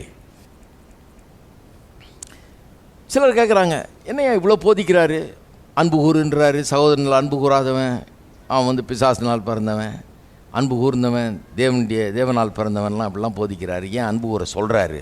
அதான் நேச்சுரலாக வருதுன்றீங்களா? அவரால் பிறந்திருக்கிறோம், அந்த வித்து நமக்குள்ளே இருக்குது. அந்த வித்து நமக்குள்ளே இருந்தால் அன்பு கூறுறதுன்றது சாதாரணமாக இயற்கையாகவே நமக்குள்ளே வரணும் இல்லையா? அப்போ இதுக்கு ஒரு போதனை எதுக்கு? கிறிஸ்தவன் தேவனால் பிறந்தவன் சொன்னால் அவனுக்குள்ளே தேவ அன்பு வந்துருச்சு, தேவனுடைய சுவாபம் வந்துருச்சுன்னா அப்போ அவன் நேச்சுரலாகவே இயற்கையாகவே அன்பு கூறணுமே. இதுக்கு நான் போதிக்கணுமா, அவனுக்கு சொல்லணுமா, அன்பு கூறுன்னு சொல்லணுமா? அவன் இயற்கையாகவே அன்பு கூற மாட்டானா அப்படிங்கிறாங்க. ஏன் போதிக்கணுன்றதுக்காக ஒரு சில காரணங்கள் இருக்குது, அதை சொல்கிறேன். ஒன்று, நமக்கு நினைவுபடுத்த விரும்புகிறார் நாம் யாருன்னு. ஏன்னா நம்ம மனுஷர்கள், நம்ம மரம் இல்லை. மரத்துக்கு தெரியும், மாங்காய் மரத்துக்கு தெரியும் மாங்காய் தான் காய்க்கும். அது அதுக்கு தெரியக்கூட வேண்டியதில்லை, அது அப்படி தான் காய்க்கும் அது. ஆனால் நம்ம மனுஷர்கள் இந்த உலகத்தில் இருக்கிறோம். இது பாவ உலகம், பாவ மனிதர்கள் இருக்கிற உலகம். இதில் நாம் தேவனால் பிறந்திருக்கிறோம், ரட்சிக்கப்பட்டிருக்கிறோம், புது வாழ்வு நமக்குள்ளே இருக்கிறது. நம்ம எப்படி மனுஷர்களாக இருக்கிறதுனால எல்லாத்தையுமே பார்த்து செய்கிறோம். பாருங்கள், மங்கி சி மங்கி டூன்னுவாங்க இல்லையா, என்ன பார்க்குறோமோ அது செய்கிறது. குரங்குல பாருங்கள், அது தலையை சொரியும், இதுவும் தலையை சொரியும், இப்படி தான் அது. அப்போ மனுஷர்களும் அப்படி தான், அவன் எப்படி இருக்கானோ அப்படியே இருக்கிறது. எவனா ஒரு விதமான சட்டை போட்டானோ அதை வாங்கி நம்ம போட்டுக்கிறது. இப்படி தான் அது மனுஷரில் காப்பி அடிக்கிறது தான் உலகம். அப்படி தான் எல்லாத்தையும் கற்றுக்குறோம். நம்ம சின்ன பிள்ளைகளை பள்ளிக்கூடத்துக்கு அனுப்பி பாருங்க, புதுசு புதுசாக அது கற்றுக்கிட்டு வரும். கொஞ்ச நேரத்தில் கெட்டதாக அதையாக கற்றுக்கிட்டு வரும். ஏன்னா அந்த பசங்க அப்படி கூட இருக்கிற அங்கே கற்றுக்கிற சகவாசம் அப்படி, அங்கே நடக்கிற காரியங்கள் அப்படி, நல்லதும் கற்றுக்கும் கெட்டதும் கற்றுக்கும். ஏன்னா அது அப்படி தான் கற்றுக்குறாங்க எல்லாரும். அப்படிப்பட்ட ஒரு உலகத்தில் இருக்கிறோம். ஆகவே மனுஷர்களாக இருக்கிறோம், சிந்திக்கக்கூடியவர்களாக இருக்கிறோம். இப்படிப்பட்ட உலகத்தில் இருக்கிறதுனால நமக்கு சொல்ல வேண்டியதாக இருக்குது. அப்பா, நீ இப்படி இருக்கக்கூடாது, நீ இப்படி தான் இருக்கணும். ஏன்னா நீ யார், உங்கள் அப்பா யார், நீ யாரால் பிறந்தவன், உனக்குள்ளே என்ன ஜீவன் இருக்குது, என்ன என்ன என்ன விதமான புது வாழ்வை நீ பெற்றிருக்கிற அப்படின்னு சொல்ல வேண்டியதாக இருக்கிறது. அப்போ நமக்குள்ளே இருக்கிற புது சுவாபத்தை பற்றியும் புது வாழ்வை பற்றியும் சொல்லி உணர்த்த வேண்டியதாக இருக்குது. அதனால தான் இங்கே போதிக்கிறார். ஒரு அன்பு கூற வேணும்னா அவனுக்குள்ளே அந்த ஜீவன் இருக்குது. நம்ம மனுஷராக இருக்கிறதுனால, பாவ உலகத்தில் வாழ்கிறதுனால அங்கே வெளியே பார்க்க முடியல, இதை பார்த்து கற்றுக்க முடியல. இதை நமக்கு போதனை அவசியமாக இருக்குது. நாம் யார், நமக்குள்ளே என்ன இருக்குது, நாம் எப்படி மறுபடியும் பிறந்திருக்கிறோம், தேவனுடைய ஜீவன் இருக்குது, அவருடைய வித்து நமக்குள்ளே இருக்குது, அவருடைய சுவாபம் இருக்குது, எல்லாம் போதிச்சாதான் மக்களுக்கு தெரியும். ஓஹோ அப்படியா, நான் இப்படி இல்லை, நான் அப்படின்னு புரிஞ்சிக்க முடியும். ரெண்டாவது, இந்த சுவாபம், புதிய சுவாபம் இருக்கிறதுனால இந்த சுவாபத்தின்படி வாழ வேண்டும் என்கிறதையும் போதிக்க வேண்டியதாக இருக்குது. அவனை வாழ்வதற்கு ஊக்குவிக்க வேண்டும். அப்படி இருக்கக்கூடாது, நீ இப்படி தான் இருக்கணும் அப்படின்னு சொல்லி ஊக்குவிக்க வேண்டியதாக இருக்கிறது. இல்லைன்னா எல்லாரும் அப்படி எப்படி இருக்காங்களோ அப்படி தான் மனுஷன் போவான். சோசியாலஜியில் ஒரு டேர்ம் இருக்குது, நாம், சொசைட்டல் நாம் அப்படின்வாங்க. நாம்னா நார்மலாக எல்லாம் எதை நல்லதுன்றாங்களோ அது நல்லது, ஏற்றுக்கொள்ளப்படத்தக்கது. ஏன்னா எல்லாம் பண்ணுறாங்க. அதனால் பாருங்கள், அக்கிரமம் பண்ணுற கூட சொல்லுவாங்க, எல்லாம் பண்ணுறான், ஏன் பண்ணு பரவாயில்லன்னு. நாம் அது சொசைட்டியில் அது நாம் ஆயிடுச்சு. அப்போ எல்லாம் பண்ணுறான், அதனால் அது ஏற்றுக்கொள்ள, இது எல்லோரும் தான் பண்ணுறாங்க, தப்பு ஒன்றும் கிடையாது, எல்லாம் பண்ணுறதுனால தப்பு இல்லை, அப்படிப்பட்ட ஒரு லாஜிக்கு. அப்போ அப்படிப்பட்ட உலகத்தில் இருக்கிறதுனால மனுஷனுக்கு சொல்ல வேண்டியதாக இருக்குது, எல்லாம் பண்ணுறதுனால சரியாயிடாது, எல்லாம் பண்ணாலும் நீ அப்படி பண்ணக்கூடாது, நீ தேவனால் பிறந்தவன் சொல்லித்தர வேண்டியது. அதனால தான் இப்படிப்பட்ட போதனைகள் அவசியமாக இருக்குது. மூணாவது, அவன் ஏற்கனவே நல்ல மரமாக தான் இருக்கிறான். இயேசு சொன்னார் இல்லையா, நல்ல மரம் நல்ல கனியை தரணும். நம்ம எல்லாமே நல்ல மரம் தான், ரட்சிக்கப்பட்டவர்கள், விசுவாசிகள், புது ஜீவனை பெற்றவர்கள். நல்ல மரம் தான், நல்ல கனி தர முடியும். ஆனால் நல்ல கனி தர்ற மரத்தை கூட கொஞ்சம் கொத்தி நல்ல வேறு வரைக்கும் போய் நோண்டி உள்ளே உரம் போட்டு நல்லா பண்ணிங்கன்னா நல்லா காய்க்கும். எங்கள் வீட்டில் ஒரு மாங்காய் மரம் இருக்குது பாருங்கள், நல்லா காய்க்கும், மூட்டை மூட்டையாக எடுக்கலாம். திடீர்னு பார்த்திங்கன்னா ஒன்றும் வராது, ஒரு தடவை பார்த்திங்கன்னா ஒன்றுமே இருக்காது. என்னடா ஒன்றுமே வரலன்னு பார்த்தா அதை யாரும் கண்டுக்கல, அதை ஒன்றுமே அட்டன் பண்ணவே இல்லை. ஒரு ஆளை கூப்பிட்டு நல்லா கொத்தி நல்லா உரம் போட்டு நல்லா அதுக்கு என்னென்ன போட்டு கொடுக்கணுமோ அதெல்லாம் கொடுன்னு சொன்னால் அடுத்த தடவை காய்க்கும்போது பார்த்திங்கன்னா சும்மா கொத்தாக தொங்கும், நல்லா காய்க்க வைக்கலாம். கிறிஸ்தவர்களும் அப்படி தான், நல்ல மரம் தான், உள்ள அந்த தேவ சுவாபம், தெய்வீக சுவாபமெல்லாம் இருக்குது. அவர்களுக்கு கொஞ்சம் சொல்ல வேண்டியதாக இருக்குது, அவங்க யாருன்னு சொல்ல வேண்டியதாக இருக்குது, அவங்கள என்கரேஜ் பண்ண வேண்டியதாக இருக்குது. அப்படி நடந்துக்காது, எப்படி நடந்துக்க, ஏன்னா தேவனுடைய பிள்ளைன்னு. அதுவும் இல்லாமல் கொத்தி உரம் போடுற மாதிரி அப்பப்போ இதை கொஞ்சம் போட வேண்டியதாக இருக்குது. போட்டு நல்லா உரம் போட்டு நல்லா எல்லாம் பண்ணால் நல்ல கனிகளை நிறைய காய்க்கக்கூடிய வாய்ப்பு இருக்கிறது இல்லைங்களா? இன்னும் ஒரே ஒரு உதாரணம் சொல்கிறேன். உதாரணங்கிறது வீட்டுக்கு ஜன்னல் வைக்கிற மாதிரி அங்கங்கே ஒன்று இருக்கணும், இல்லைன்னா ஏன்னா அழுத்து போயிடும், ஒரு மாதிரி கச்ச கச்சன்னு ஆகிடும். இன்னும் ஒரு உதாரணம், பிள்ளை இருக்குது, உங்களுக்கு ஒரு பிள்ளை இருக்குது, நீங்கள் நல்லா அந்தஸ்தான ஆள், நல்லா படிச்சிருக்கீங்க, நல்ல அந்தஸ்தான நிலையில் இருக்கீங்க, நல்ல வேலை செய்கிறீங்க, தொழில் செய்கிறீங்க, சம்பாதிக்கிறீங்க, யோக்கியமாக நடந்துக்கிறீங்க, நல்லா இருங்க, நல்ல பேர் வாங்கிக்கிறீங்க. உங்கள் பிள்ளைங்க உங்கள் பேரை காப்பாற்றணும்னு பார்க்குறீங்க இல்லையா? அப்போ பிள்ளைக்கும் அது சொல்லாமலே விளங்கிடுது. பிள்ளைகளுக்கு சொல்ல அப்பா அம்மா நல்ல ஆட்கள், யோக்கியமான ஆட்கள், நம்மளும் யோக்கியமாக நடந்துங்கன்னு, ஏன்னா அவங்களுக்கு கெட்ட பேர் வந்துடக்கூடாதுன்னு பார்த்து நடந்துங்க. ஆனால் அப்பேற்பட்ட பிள்ளை கூட அப்பப்போ கொஞ்சம் சொல்ல வேண்டியதாக இருக்குது. நல்ல பிள்ளையாக இருந்தாலும் ஒன்றும் பெரிய தப்பு பண்ணலைன்னா கூட அப்பப்போ கூப்பிட்டு என்ன சொல்ல வேண்டியதாக இருக்குது? பா, மானத்தை வாங்கிடாத, போகிறப்ப கரெக்டாக இப்படி நடந்துக்க, அப்படி நடக்காத, ஏன்னா நீ யாருடைய பிள்ளைங்கிறத ஞாபகம் வச்சுக்க, யாருடைய பிள்ளைங்கிறத எல்லாம் யோசிப்பாங்க, நீ எப்படி நடந்துக்கிறதுன்ற ஜாக்கிரதையாருன்னு நம்ம சொல்கிறோம் இல்லையா? அது மாதிரி தான் அந்த போதனைகள். ஏன் சொல்கிறேன்னா, சிலர் சொல்கிறாங்க தேவனுடைய சுவாபம் நமக்குள்ளே இருக்குது, அவருடைய வித்து இருக்குதுன்றீங்க, அன்பு, அவர் அன்பாக இருக்கிறார், நாம் அன்பு கூறணுன்றீங்க, அது நேச்சுரலாக வந்துடும் இல்லையா? அப்புறம் எதுக்கு இவ்வளோ போதனைன்றாங்க? அதுக்கு தான் சொல்கிறேன், போதனை அவசியமாக இருக்கிறது. எப்படி ஒரு பிள்ளைக்கு நம்ம சொல்லி தெரிய வேண்டியதாக இருக்குது சில காரியங்கள், ஏற்கனவே தெரிஞ்சிருந்தாலும் சொன்னால் இன்னும் கொஞ்சம் அவன் நல்ல பேரை காப்பாற்றுறான், இன்னும் நல்லா நடந்து கொள்கிறது ஏதுவாக இருக்கிறது. அந்த விதத்தில் தான் இந்த போதனைகள் இருக்குது. சரி, இப்போ இந்த வசனங்கள் உள்ளே போய் பார்ப்போம் என்ன இருக்குதுன்னு. நிறைய லோடடாக இருக்குது, நிறைய இருக்குது விஷயங்கள். அதை சுருக்கமாக நான் சொல்கிறேன் உங்கள்கிட்ட. கரெக்டாக விளக்கி சொல்ல வேண்டியது இருக்குது, ஒன்றும் விட்டுற முடியாது, எல்லாத்தையும் சொல்ல வேண்டியதாக இருக்குது. அதாவது என்ன சொல்ல வர்றாரு, கிறிஸ்தவர்களுக்கு 3 காரியங்கள் இருக்குதுன்னாரு சொல்கிறாரு இங்கே. 1, 14ஆம் வசனத்தில் பார்த்தீங்கன்னா, கிறிஸ்தவன் யார்? அவன் மரணத்திலிருந்து ஜீவனுக்குள் பிரவேசித்தவன்றாரு. 2வது, கிறிஸ்தவன் யார்? அவன் தேவனால் உண்டானவன், 10ஆம் வசனம். 3வது, கிறிஸ்தவன் யார்? அவனுக்கு என்ன இருக்குது? அவனுக்குள்ள நித்திய ஜீவன் நிலை கொண்டிருக்கிறது. எல்லாரும் சொல்லுவோம், எல்லாம் ஒன்றா சேர்ந்து சொல்லுவோம். மரணத்திலிருந்து ஜீவனுக்குள் பிரவேசித்திருக்கிறேன், நான் தேவனால் உண்டானவன், எனக்குள் நித்திய ஜீவன் நிலை கொண்டிருக்கிறது. இது 3 ஒரு கிறிஸ்தவன் இதை கிளைம் பண்ணுறான். இதுதான், நான் மரணத்திலிருந்து ஜீவனுக்குள்ளே வந்துட்டேன், நான் தேவனால் உண்டானவன், எனக்குள்ள நித்திய ஜீவன் நிலை கொண்டிருக்குதுன்றான். சொல்லலாம், ஆனால் இதற்கு அத்தாட்சி என்ன, ஆதாரம் என்ன? What is the proof? இவன் இப்படி தான், இவன் சொல்கிறது உண்மைன்றது எங்கேருந்து போய் பார்க்கறது? எப்படி நமக்கு ப்ரூஃப்? அதுக்கு 3 ப்ரூஃப் ஆதாரங்களை கொடுக்கிறார். 3 காரியங்கள், இவன் இப்படி தான் இருக்கிறான்றதுக்கு 3 காரியங்கள் வெளிப்படையான ஆதாரங்களாக இருக்கிறது. நல்லா கவனிக்கிறீங்களா? 3 காரியங்கள் ஆதாரம். எதுக்கு? நீங்கள் தேவனுடைய பிள்ளைன்றதுக்கு, தேவனால் உண்டானவர்கள், மரணத்திலிருந்து ஜீவனுக்குள்ளே பிரவேசித்தவர்கள், நித்திய ஜீவனுக்குள்ளே நிலை கொண்டிருக்கிறதுன்றதுக்கு ஆதாரமாக 3 காரியங்கள் இருக்குது. ஒன்று சொல்கிறேன். 1, நீங்கள் உலகத்தாரை போல அல்ல, வித்தியாசமானவர்கள். அதான் முதலாவது. கொஞ்சம் விளக்கி சொல்கிறேன் இதை. நீங்கள் உலகத்தாரை போல அல்ல, நீங்கள் வித்தியாசமானவர்கள். அதுதான் இங்கே 12ஆம் வசனத்தில் சொல்லியிருக்கு பாருங்கள். 3ஆம் அதிகாரம் 12ஆம் வசனத்தில், இப்போ வாஸ்த வசனத்தில் 12ஆம் வசனம், பொல்லாங்கனால் உண்டாயிருந்து தன் சகோதரனை கொலை செய்த காயினை போல் இருக்க வேண்டாம். என்ன அறிவுரை பாருங்கள், காயினை போல் இருக்க வேண்டாம். இப்படி சொல்கிறதுனால யோவான் என்ன பண்ணிட்டார்? காயினை உலகத்தோடு ஒப்பிடுறார், உலகத்தோடு ஒப்பிடுறாரு. ஏன்னா நாம் எப்படி உலகத்தா மாதிரி இருக்கக்கூடாதுன்னு சொல்கிறதுக்கு தான் வர்றாரு. அதனால் சொல்கிறார் காயினை போல் இருக்க வேணாம். அப்போ என்ன சொல்கிறாரு? காயினை பார், உலகம் எப்படி இருக்குன்றதுக்கு அவன் தான் அடையாளமாக இருக்கிறான். அவன் ஒரு வேர்ல்ட்லி பர்சன், அவன் தேவனால் உண்டானவன் இல்லை, அவன் பிசாசினால் உண்டானவன். பாருங்கள், காயின் பிறக்கும்போது பிள்ளையாக பிறக்கிறான் பாருங்கள். பிறக்கிறதுக்கு முன்னால் 3ஆம் அதிகாரத்தில் வாசித்து பார்த்தீங்கன்னா, கர்த்தர் அந்த சர்ப்பத்துக்கிட்ட பேசுகிறாரு, நீ இப்படி செய்ததுனால உன் வித்துக்கும் அவள் வித்துக்கும் பகையை உண்டாக்குவேன். 15ஆம் வசனம் 3ஆம் அதிகாரத்தில். அவர், அதாவது அந்த ஸ்ரீயின் வித்தாய் பிறக்கிறவர் உன் தலையை நசுக்குவார், நீ அவருடைய குதிங்காலை நசுக்குவார். வரப்போகிற மேசியாவை குறித்து முதல் வாக்கு தத்தம் அது. சொன்ன உடனே ஏவாளுக்கு எப்படி இருக்கும்? அடே அப்பா, ஏன்னா இப்போ ஏவாளுக்கு இப்போ கெடுத்துட்டான், இவன் பிசாசு கெடுத்துட்டான். ஏதேன் தோட்டத்தை விட்டு விரட்டப்படுற நிலைக்கு வந்துடுச்சு. எல்லா ஆசீர்வாதத்தையும் இழந்தாச்சு, காட்டில் வாழ வேண்டியதாக போச்சு, தோட்டம்லாம் போச்சு, அருமையான ஆசீர்வாதங்கள்லாம் போச்சு. எவ்வளோ வெறுப்பில் இருந்திருப்பா, இந்த ஒருத்தனை நம்பி எல்லாம் கெட்டுச்சேன்னு. ஆனால் ஒரு நம்பிக்கை உண்டாகுது, என்னுடைய வித்து, என் மூலமாக பிறக்க போகிற ஒரு குழந்தை அவனுடைய தலையை, என்னுடைய விரோதியுடைய தலையை நசுக்கும் அப்படின்னு சொல்லி ஒரு ஹோப் உண்டாகுது. அப்போ முதல் குழந்தை பிறக்கும்போது ரொம்ப ஹோப்ஃபுல்லாக இருக்கிறான்.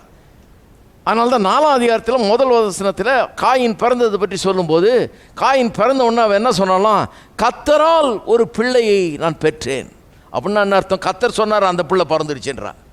கர்த்தர் சொன்னார் பிசாசின் தலையை நசுக்குவான் அப்படின்னு சொன்னார், அந்த பிள்ளை பிறந்துருச்சு, ரட்சகர் பிறந்தாச்சு, எங்களை இந்த சாப நிலைக்கு ஆக்கின இந்த பிசாசை ஒழிக்கிற ரட்சகர் வந்தாச்சு அப்படின்னு சொல்லி ஹோப்ஃபுல்லாக அவள் பேசுகிறா பாருங்க. கடைசியில் பார்த்தா பிசாசே மாதிரியே ஒரு பிள்ளை பிறந்திருக்கு. பிசாசின் மொத்த உருவமாக ஒரு பிள்ளை பிறந்திருக்கு. அதே குணம், அந்த பிசாசின் தீய குணம் உள்ளே இருக்குது பாருங்கள். அப்படிப்பட்ட ஒரு பிள்ளை பிறந்திருக்குது.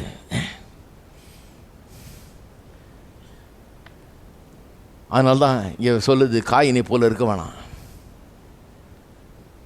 அவன் யார்? பொல்லாங்கனால் உண்டாயிருக்கிறவன், பிசாசிலிருந்து உண்டானவன், சகோதரனை கொலை செய்தவன், அவனை போல இருக்க வேணாம். அப்போ உலகத்தானுடைய அடையாளம் என்ன? What are the characteristics of a worldly person? உலகத்தான்னா யார்? இதெல்லாம் சொல்ல வேண்டியதாக இருக்குது பாருங்கள். இப்போது அந்த காலத்தில் என்ன சொல்லிட்டாங்க? ஒரு விதமான சட்டை போட்டால் உலகத்தான், ஷூ போட்டு வந்தாலே உலகத்தான், இந்த மாதிரிலாம் இருந்தது. இதெல்லாம் மாற்றி இவ்வளோ தூரம் கொண்டு வந்துருக்குறோம். இருந்தாலும் சொல்ல வேண்டியதாக இருக்குது. அங்கங்கே கொஞ்சம் பேர் இருப்பாங்க இந்த மாதிரி. அதனால் சொல்ல, உலகத்தான்னா யார்? உலகத்தான்னா exact opposite of the child of God. தேவனுடைய பிள்ளைக்கு நேர் எதிரான விதத்தில் இருக்கிறவன். தேவனுடைய பிள்ளை யார்? இப்போ தான் நான் சொன்ன 3 காரியம் சொன்னேன். அவன் மரணத்திலிருந்து ஜீவனுக்குள் வந்தவன். அப்போ உலகத்தான் யார்? மரணத்தில் இருக்கிறவன். அப்படியே சொல்லியிருக்குது. அவன் மரணத்தில் இருக்கிறவன் அப்படின்னு சொல்லி 14ஆம் வசனத்தில். தேவனுடைய பிள்ளை யார்? அவன் தேவனால் உண்டானவன் சொன்னோம் இல்லையா? அப்போ உலகத்தான் யார்? பிசாசினால் உண்டானவன். தேவனுடைய பிள்ளை யார்? நித்திய ஜீவனை உடையவன். 15ஆம் வசனத்தில் சொல்லியிருக்குது, நித்திய ஜீவனை உடையவன். நித்திய ஜீவன் அவனுக்குள் நிலைத்திருக்கிறது. அப்போ பிசாசின் பிள்ளை யார்? நித்திய ஜீவனே இல்லாதவன். அவன் தான் பிசாசின் பிள்ளை.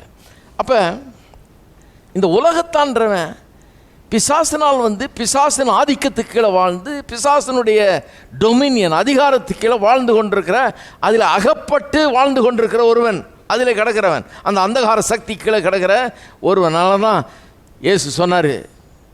அந்த காலத்தில் சில யூதர்களை பார்த்து சொன்னார். யோவான் 8ஆம் அதிகாரம் 44ஆம் வசனத்தில், நீங்கள் உங்கள் தகப்பனாகிய பிசாசினால் உண்டானவர்கள்னார்.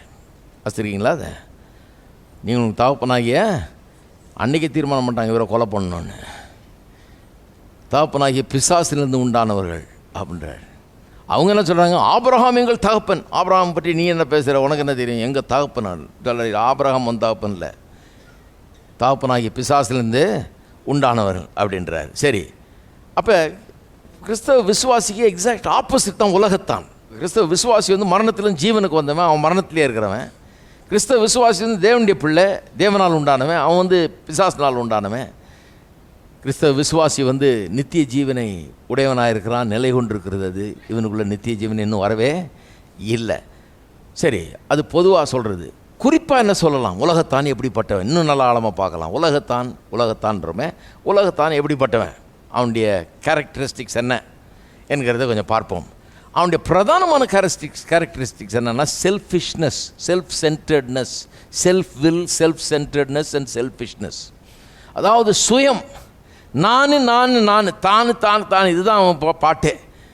நான் நான் நான். இந்த நானுங்கிறது அவன்கிட்ட உள்ள வளர்ந்து கிடக்குது பாருங்க. இது அப்படியே பிசாசின் குணம்.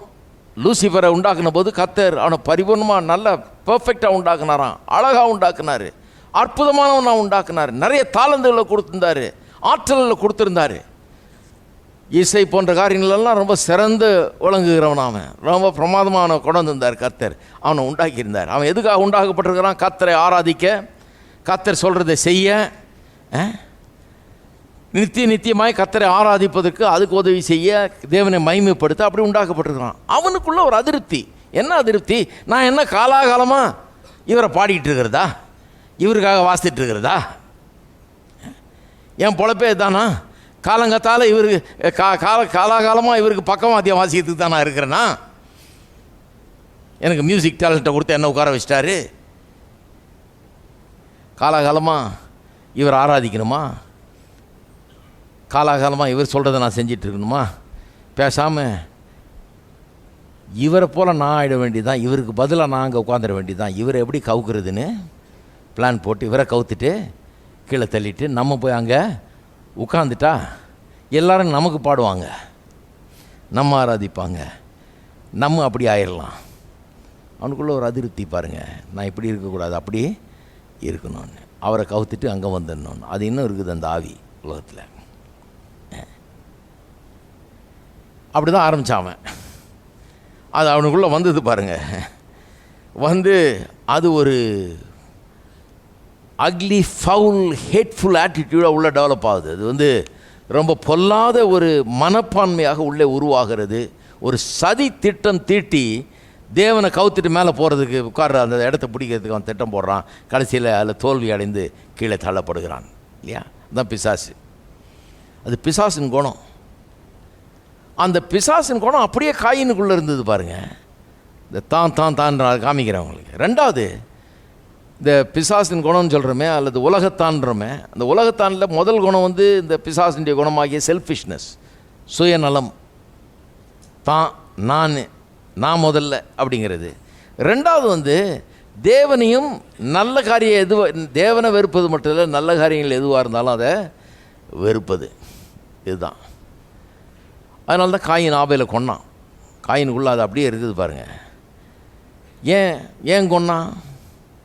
ஒன்றும் இல்லை, அவனுடைய கிரியெல்லாம் பொல்லாததாக இருந்தது, காயினுடைய கிரியைகள் நீதி உள்ளதாக இருந்தது. அவ்வளோதான், வேறு ஒன்றும் கிடையாது. தேவனை வெறுத்தான், தேவனுடைய வல்லமையும் மகிமையும் வெறுக்கிறான். பிசாசு அப்படி தான் பண்ணுறான். இவனும் அதே குணம் வந்துருச்சு. இப்போது வேதவசனம் சொல்லுது இல்லையா? ரோமர் 8 சொல்கிறாரு, 7 பவுலப்போஸ்தலன் சொல்கிறாரு, மாம்ச சிந்தை தேவனுக்கு விரோதமான பகையாக இருக்கிறது. அது தேவனுடைய கற்பனைகளை கை கொள்ளாது, கீழ்ப்படியும் முடியாது அப்படின்றார். அப்படிப்பட்ட ஒரு உள்ளம், அப்படிப்பட்ட ஒரு மனம்தான் இந்த உலகத்தான்றவனுடைய மனம். ஒன்று சுயநலம், இன்னொன்று ஹேட்ரட். இப்படி சொல்லலாம் சுருக்கமாக சொல்ல போனால். ஒன்று செல்ஃபு, இன்னொன்று ஹேட்டு தான் குணம். உலகத்தானுடைய குணம் பிசாசுக்குள்ளே இருந்த அந்த self and hatred, selfishness and hatred, இந்த குணம் தான்.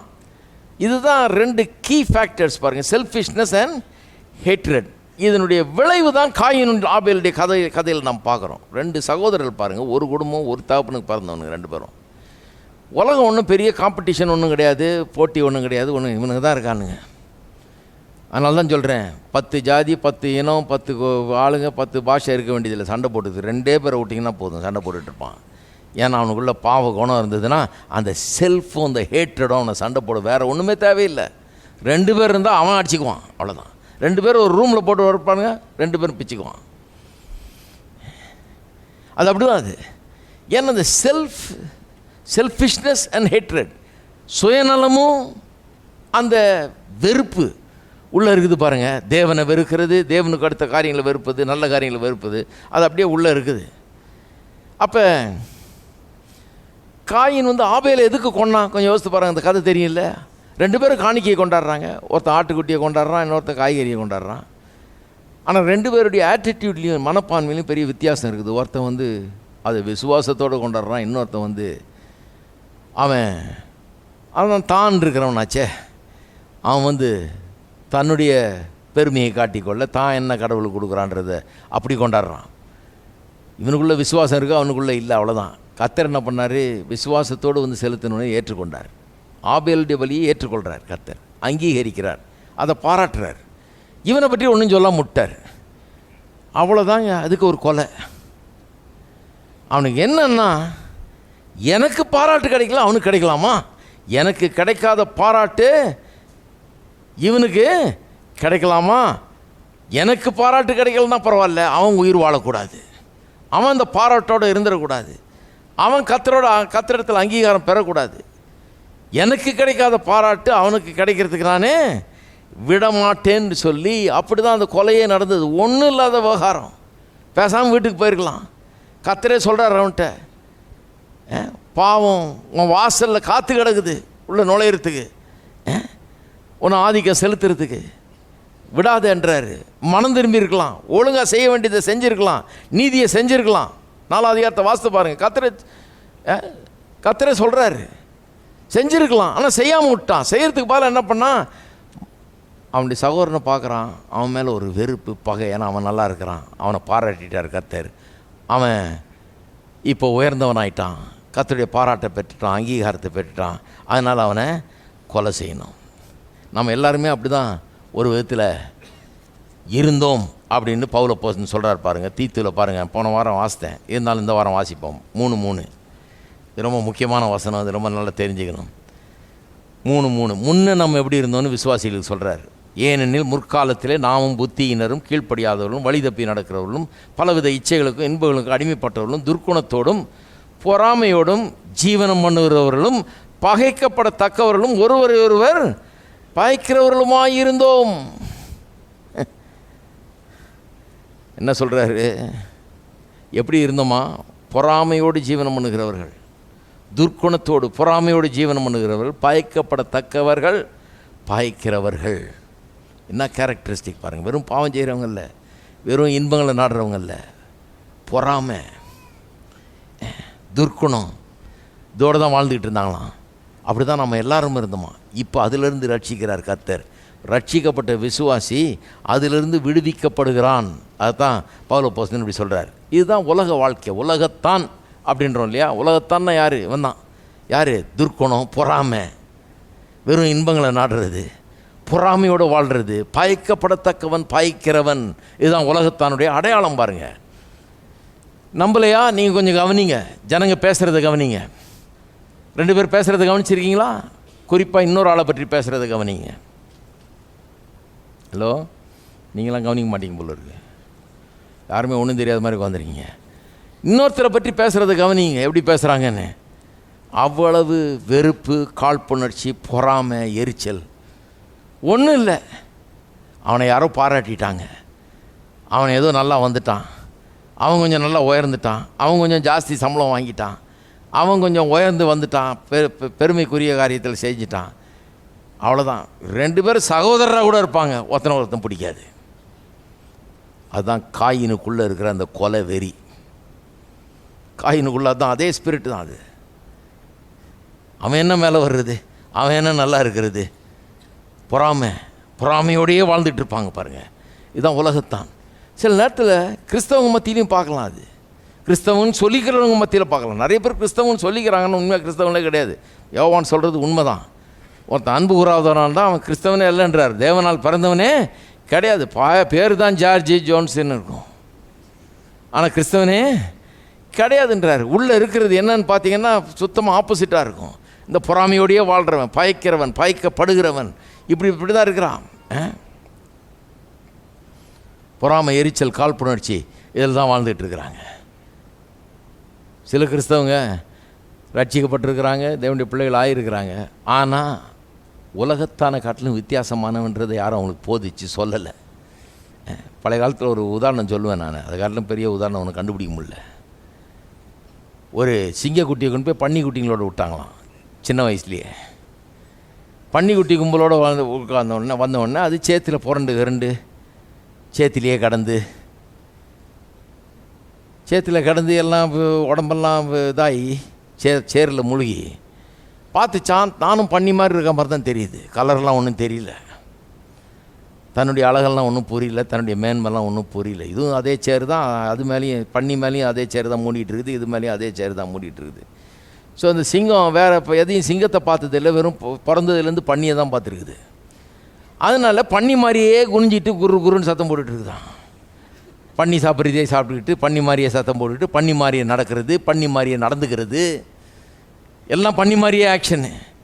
எவனோ ஒருத்தன் வந்து பார்த்துட்டு கொஞ்சம் உத்து பார்த்துட்டு ஐயோ சிங்கக்குட்டியை கொண்டு வந்து பண்ணிகளோட விட்டான்லன்னு சொல்லி தூக்கிட்டு போய் சிங்கத்தோடு விட்டானா. கழுவி நல்லா சுத்தம் பண்ணி சிங்க கெபியில் கொண்டு போய் விட்டான். அப்புறம் தான் கொஞ்சம் பொறுத்து பார்க்கதான் அது, ஓஹோ நம்ம இந்த ஜாதி, நம்ம இந்த இனத்தை சேர்ந்தோம், அது தப்பான இதோடு சேர்ந்துட்டவன், நம்ம இதை சேர்ந்தவங்களாச்சே, நம்மளும் அது மாதிரி தானே இருக்கிறோன்னு சொல்லிட்டு அப்புறம் கெர்ச்சிக்கிற சிங்கமாக மாறிச்சான்.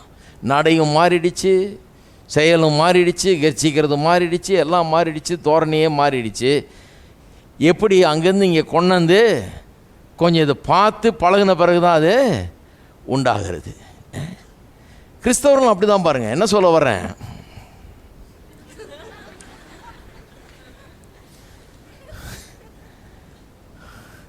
பண்ணி கூட்டத்தில் ரொம்ப நாள் இருந்துட்டோம். சரி, சகதியில் இந்த பாவம்னு உழண்டு அதில் பிறண்டு அதில் கிடந்து சகதி மேலெல்லாம் ஆகி இப்படி ஆயிட்டோம். எல்லாம் ஆயிடுச்சு. அப்படி நாம் என்ன நினச்சிட்டு நம்மளும் பண்ணி இதில் தான் இருக்கிறோன்னு. இன்னும் இந்த உலகத்தில் தான் இருக்கிறோம், இந்த உலகத்தார் மத்தியில் தான் இருக்கிறோம். நாம் என்ன நினச்சிக்கிறோம், நமக்கு அவங்களுக்கு என்ன வித்தியாசம்? நமக்கு ஒன்றும் வித்தியாசம் இல்லையே, அதே ஊர், அதே பேச்சு, அதே இது எல்லாம் நம்மளும் அவங்கள மாதிரி தான் நடந்துக்கணுன்றோம். வேதம் சொல்லுது கிடையாது, நீ அந்த கூட்டத்தை சேர்ந்தவன்ல, நீ தேவனுடைய பிள்ளையாயிருக்கிற, தேவனால் உண்டானவன், மரணத்திலிருந்து ஜீவனுக்குள்ளே வந்திருக்கிறவன், நித்திய ஜீவன் உனக்குள்ள நிலை கொண்டிருக்குது. உனக்குள்ள ஒரு பெரிய மாற்றம் வெளியே உண்டாகாதனால உள்ளே உண்டாகிருக்கிறதுனால பார்க்கறது இல்லை. நிறைய பேர் வெளியே இருக்கிறது தான் பார்க்குறோம். வெளியே இருக்கிறத பார்த்து நம்ம ஊருக்காரரு, நம்ம பாஷை, நம்ம இது, எங்கள் ஜனம் அப்படின்னு போயிடுறோம். உள்ள வித்தியாசம், பெரிய வித்தியாசம். ஊர் ஒன்றா இருக்கலாம், பேச்சு ஒன்றா இருக்கலாம், பார்க்குற தோற்றம் ஒன்றா இருக்கலாம், ஆனால் ஆள் முற்றிலும் வித்தியாசம். புது சிருஷ்டியாக இருக்கிறோம். பழையவெல்லாம் ஒளிந்து போயின, எல்லாம் புதிதாயினன்ற வேறு வித்தியாசமான ஆளாக மாறி இருக்கிறோம். ஆகவே தான் இந்த போதனைகள் தேவைப்படுது. பாருங்கள், சொல்ல வேண்டியதாக இருக்குது. சபைங்கிறது இந்த சிங்க கெபி மாதிரி இங்கே கொண்டாந்து விட்டு கொஞ்சம் போதிக்க வேண்டியதாக இருக்குது. பண்ணி இல்லை சிங்கம் அப்படின்னு இந்த கண்ணாடி எடுத்து டெய்லி காமிக்க வேண்டியதாக இருக்குது. பாரு, ஒன்றையே பாரு, நீ யாருன்னு பாரு, எப்படிப்பட்டவன் பாரு, என்ன மாதிரி மாற்றங்கள் ஏற்பட்டிருக்குன்னு பாரு, எப்படி நடந்துக்கணும்னு பாருன்று காண்பிக்க வேண்டியதாக இருக்குது. பாருங்கள், அப்போ உலகத்தை பாருங்கள், உலகத்தார் எப்படி இருக்கிறாங்கன்னு பாருங்கள். அவன் பேச்சை கவனிங்க, அதுக்குள்ளே எவ்வளோ காழ்ப்புணர்ச்சி, எவ்வளோ வெறுப்பு, எவ்வளோ கசப்பு, எவ்வளோ பொறாமை இருக்குதுன்னு கவனிங்க. ஒன்றும் இல்லை, கண்ணை பாருங்கள், அந்த கண்ணில் தெரியும் அவ்வளோ பொறாமை, அவ்வளோ எரிச்சல், அவ்வளோ பகை, அவ்வளோ வெறுப்பு. சிலர் அப்படியே கண்ணை பார்த்தாலே தெரிஞ்சிடும். பார்த்தது இல்லையா? கூட பிறந்தவங்களாக இருப்பாங்க, சகோதரராக இருப்பாங்க, சகோதரிகளாக இருப்பாங்க, இல்லை ஒரே சபையில் இருப்பாங்க, அல்லது ஒரே கிறிஸ்தவ விசுவாசிகள் மத்தியில் இருப்பாங்க, ஒரே இதில் இருப்பாங்க. ஆனால் அந்த வெறுப்பு, பகை, கசப்பு எல்லாம் அப்படியே இருக்கும். பரிதாபம். அவர்களுக்கு ஆண்டவர் இல்லை, அதனால் அவர்களுக்கு தங்களை பார்க்கக்கூடிய திராணி இல்லை. பார்த்தாங்கன்னா திருந்திடுவாங்க. தங்களுடைய இந்த அசிங்கமான உணர்வுகள், இந்த கேவலமான எண்ணங்கள், இந்த பொறாமை, எரிச்சல், மற்றவனை பற்றி, அவன் நல்லா இருக்கிறத பற்றி எரிச்சல் படுறது, பொறாமைப்படுறது, இப்படிப்பட்ட காரியங்களை பார்த்தாங்கன்னா கதறி அழுவாங்க, ஆண்டவரே என்னை மாற்றும், இது நல்லா இல்லை, இப்படி நான் இருக்கக்கூடாதுன்னு. இது எவ்வளோ தீமையானதுன்னு பார்க்க முடியாத ஒரு நிலையில் இருக்கிறாங்க பாருங்கள் அவங்க. ஆனால் நமக்கு விளங்குது, கிறிஸ்தவ விசுவாசிக்கு விளங்குது, அவங்க என்ன நிலையில் இருக்கிறாங்கங்கிறது விளங்குது. அதனால தான் நாம் அவர்களை பற்றி மனஸ்தாபப்படுறோம், அவங்களுக்காக ஜெபிக்கிறோம். ஏன்னா இது அவங்களுக்கே விளங்காத ஒரு காரியம், இப்படி தான் இருக்கிறாங்கங்கிறது விளங்காத ஒரு காரியமாக இருக்கிறது. நாம் அப்படி இருக்கிறோமா? கிறிஸ்தவ விசுவாசிகள் யோசித்து பார்த்து வேணும். நம்ம அப்படி தான் இருக்கிறோமா? உலகத்துக்கு நமக்கு வித்தியாசமே இல்லையா? நாமும் அதே பொறாமை, அதே காழ்ப்புணர்ச்சி, அதே கசப்பு, அதே வெறுப்பு, அதே பகை, அதே ஒரு அவன் நல்லா இருக்கிறான்னு, அவன் எப்படி நல்லா வந்தான் அப்படின்னு அந்த மாதிரி ஒரு வன் கண்ணுன்றாங்களே பாருங்கள், அந்த மாதிரி வச்சுட்டு இன்னொருத்தனை பார்த்துக்கிட்டு அவன் நல்லா இருக்கிறத பார்த்து பொறாமப்படுறவர்களாக இருக்கிறோமா? ரொம்ப டேஞ்சர். அப்படி இருந்தால் ஒன்று இன்னும் மறுபடியும் பிறக்காத ஆளாக இருக்கணும், இல்லை மறுபடியும் பிறந்து இவர்கள் யாருன்னு எந்த அறிவும் இல்லாத ஆளாக இருக்கணும். நான் எப்படிப்பட்டவன், நான் தேவனுடைய பிள்ளை, நான் இப்படி இருக்கக்கூடாது அப்படின்னு யாரும் அவங்களுக்கு போதிக்கலை, சொல்லலை, அப்படிப்பட்ட அறிவு உள்ளே வரல. ஆகவே உலகத்தான போலவே நடந்துக்கிறாங்க. தேவனுடைய பிள்ளைகள் ஆனால் கூட உலகத்தான போலவே நடந்துக்கிறவர்களாக இருக்கிறாங்க. கிறிஸ்தவர்கள்ட்ட இருக்கிற பெரிய வித்தியாசம், ஒரு அடையாளம் என்னென்னா, உலகத்தாரை போல் அவர்கள் இல்லை. நாட் ஆஸ் கெயின், காயினை போல் இராமல், பிசாசினால் உண்டான அல்லது பொல்லாங்கனால் உண்டான அந்த காயினை போல் இராமல், தன்னுடைய சகோதரனை கொலை செய்த அந்த காயினை போல் இராமல், காயினை போல் இராமல்னா என்ன? அந்த பொறாமை இல்லாமல், எரிச்சல் இல்லாமல், அந்த வெறுப்பு இல்லாமல், எப்போவுமே குறை சொல்லிக்கிட்டு, நல்லா இருக்கவனை பார்த்து குறை சொல்லிக்கிட்டே இருக்கிற அந்த புத்தி இல்லாமல், அதான் காயினை போல் இருக்கிற புத்தி. அது அந்த இருளில் வசிக்கிறவர்களுடைய புத்தி. நாம் ஒளிக்குள்ளே வந்தவர்கள், ஜீவனை பெற்றவர்கள். இருக்கீங்களா?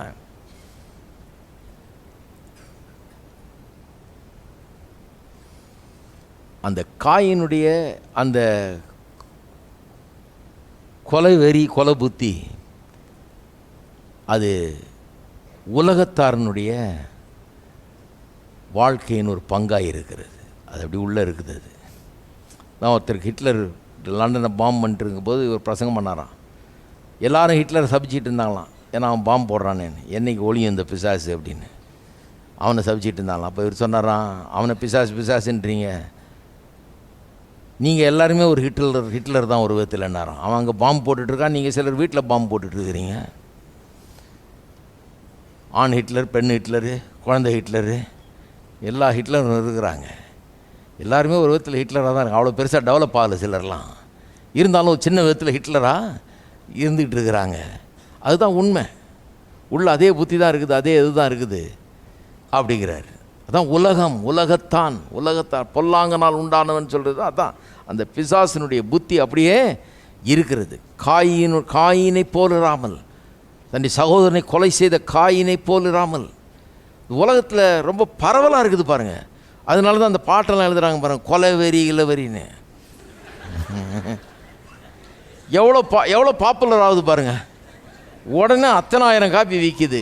ஏன்னா எல்லாருக்குள்ளேயும் இந்த கொலை வெறி இருக்குது. கொலை பண்ணுறதுக்கு நிறைய பேருக்கு தைரியம் இல்லை.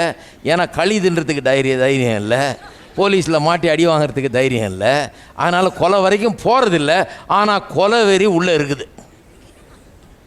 அதை பற்றி பாடின உடனே இவங்களுக்கு அடடா நம்மளை பற்றிய பாட்டாச்சேன்னு ரொம்ப இஷ்டமாக இருக்குது.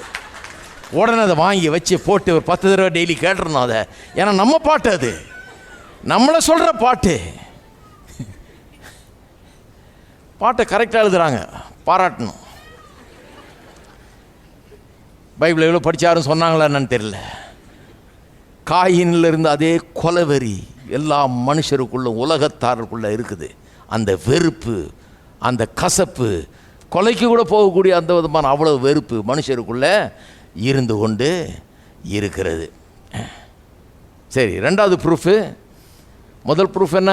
உலகத்தாரை போல இல்லை, நம்ம வித்தியாசமானவர்கள் இல்லையா. ரெண்டாவது ப்ரூஃப் என்ன? நாம் தேவனுடைய பிள்ளைகள் என்றதுக்கு ரெண்டாவது ப்ரூஃப் என்ன? ரெண்டாவது ப்ரூஃப் என்னன்னா, உலகம் நம்மை வெறுக்கிறது. உலகம் நம்மை வெறுக்கிறது. 1 யோவானில் பார்த்தீங்கன்னா 3:13 சொல்லுது, என் சகோதரரே, உலகம் உங்களை பகைத்தால் ஆச்சரியப்படாதிருங்கள். பகைத்தால் ஆச்சரியப்படாதிருங்கள். அதாவது நிறைய பேர் எதிர்பார்க்குறாங்க உலகம் தங்களை நேசிக்கும்னு. உலகம் நேசிக்காது, உலகம் பகைக்கும்ன்றாரு. வேதவசனம் ஃபுல்லாக அப்படி தான் இருக்குது. காயின் உலகம், ஆபேல் விசுவாசி. ஆபேலை உலகம் பகைக்குது, விசுவாசிய உலகம் பகைக்கிறது. தாவீது விசுவாசி, சவுல் உலகத்தான். உலகம் விசுவாசியை பகைக்குது. இப்படி சொல்லிட்டே போகலாம். பழைய ஏற்பாட்டில், புதிய ஏற்பாட்டில் எல்லா இடத்துலையும் பார்க்கலாம். இந்த மாதிரி கதைகளை நாம் பார்க்கலாம். மிகப்பெரிய எக்ஸாம்பிள் இயேசுவே. புதிய ஏற்பாட்டில் உலகம் அவரை பகைத்தது, வெறுத்தது. அவர் கடைசியில் சொல்லிட்டே போயிட்டார், என்ன வெறுத்த இந்த உலகம் உங்களையும் வெறுக்கும், என்ன பகைத்தவர் உங்களையும் பகைத்து. எனக்கே எப்படி செஞ்சாங்கன்னா உங்களுக்கு எப்படி நடக்கும் அப்படின்ட்டார். எனக்கே இவ்வளோ பண்ணாங்கன்னா உங்களுக்கு என்னெல்லாம் பண்ணுவாங்க. ஒரு தீமை கூட செஞ்சதில்லை. வியாதியஸ்தரெல்லாம் சுகமாக்கி, குஷ்டரோகிகளை சுத்தமாக்கி, கண் தெரியாதவர்களுக்கு பார்வையை கொடுத்து, காது கேட்காதவர்களுக்கு காதை திறந்து, சப்பானிகளை நடக்க செய்து, பாவிகளுக்கு பாவங்களை மன்னித்து அவளை திருத்தி.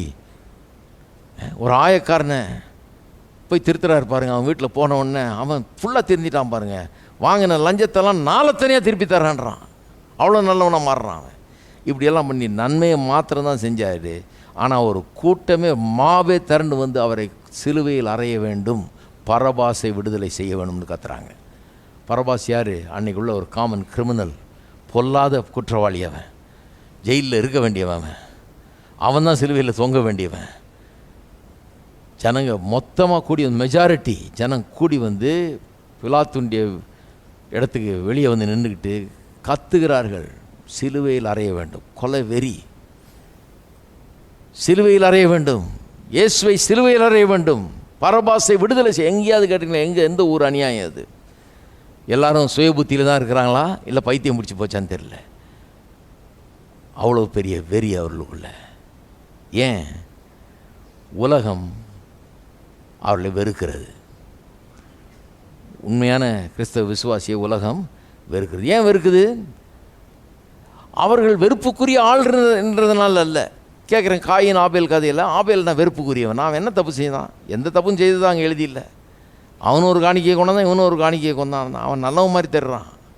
அவன் மேலே இவன் கோவப்படுற மாதிரி அவன் எதுவும் நடந்துக்கவே இல்லை. கர்த்தர் அவனை அங்கீகரித்தார், இவனை அங்கீகரிக்காம விட்டார். அவ்வளோதான பிரச்சனை ஒழிய வேறு எதுவுமே கிடையாது. இவன் தனக்கு ஒன்றும் கிடைக்கல, அங்கீகாரம் கிடைக்கலையன்றது கோபத்தில் கொன்னான். அவன் ஒன்றும் இவனை கோபம் மூட்டல, இவனுக்கு கோபம் வர்ற அளவுக்கு அவன் நடந்துக்கல, இவனுக்கு எரிச்சல் மூட்டுற அளவுக்கு நடந்துக்கல. அவனுக்குள்ள எந்த பகையும் கிடையாது. அவன் ஒரு பாய்க்கிறவன் அல்ல, அவன் நல்லவன். அப்போ உலகம் உங்களை பாய்க்கும் போது நீங்கள் ஏதோ பாய்க்கப்படத்தக்கவர்களாக இருக்கிறதுனால பாய்க்குதுன்னு அர்த்தம் கிடையாது. நல்லவர்களை கூட பாய்க்குது உலகம். உலகம் நீங்கள் நல்லவர்களாக இருந்ததுனால பாய்க்குதுன்னு சொல்ல முடியாது. நல்லவர்கள் சிலரெல்லாம் பாராட்டுது உலகம். இயேசு நல்லவராக தான் இருந்தார், ஆனால் உலகம் அவரை பகைச்சது. ஏன் பகைச்சது? நான் சொல்கிறேன், அவர் வித்தியாசமானவராக இருந்தார். நல்லவராக இருந்தார், ஆனால் வித்தியாசமானவராக இருந்தார். அவருக்குள்ள ஒரு பெரிய வித்தியாசம் இருக்குது. டோட்டலாக வித்தியாசமானவராக இருக்கார். அவரை பார்க்கும்போது இவங்களுக்கு பொறாமையாக இருக்குது. என்ன இவர் இப்படி இருக்கிறாரே?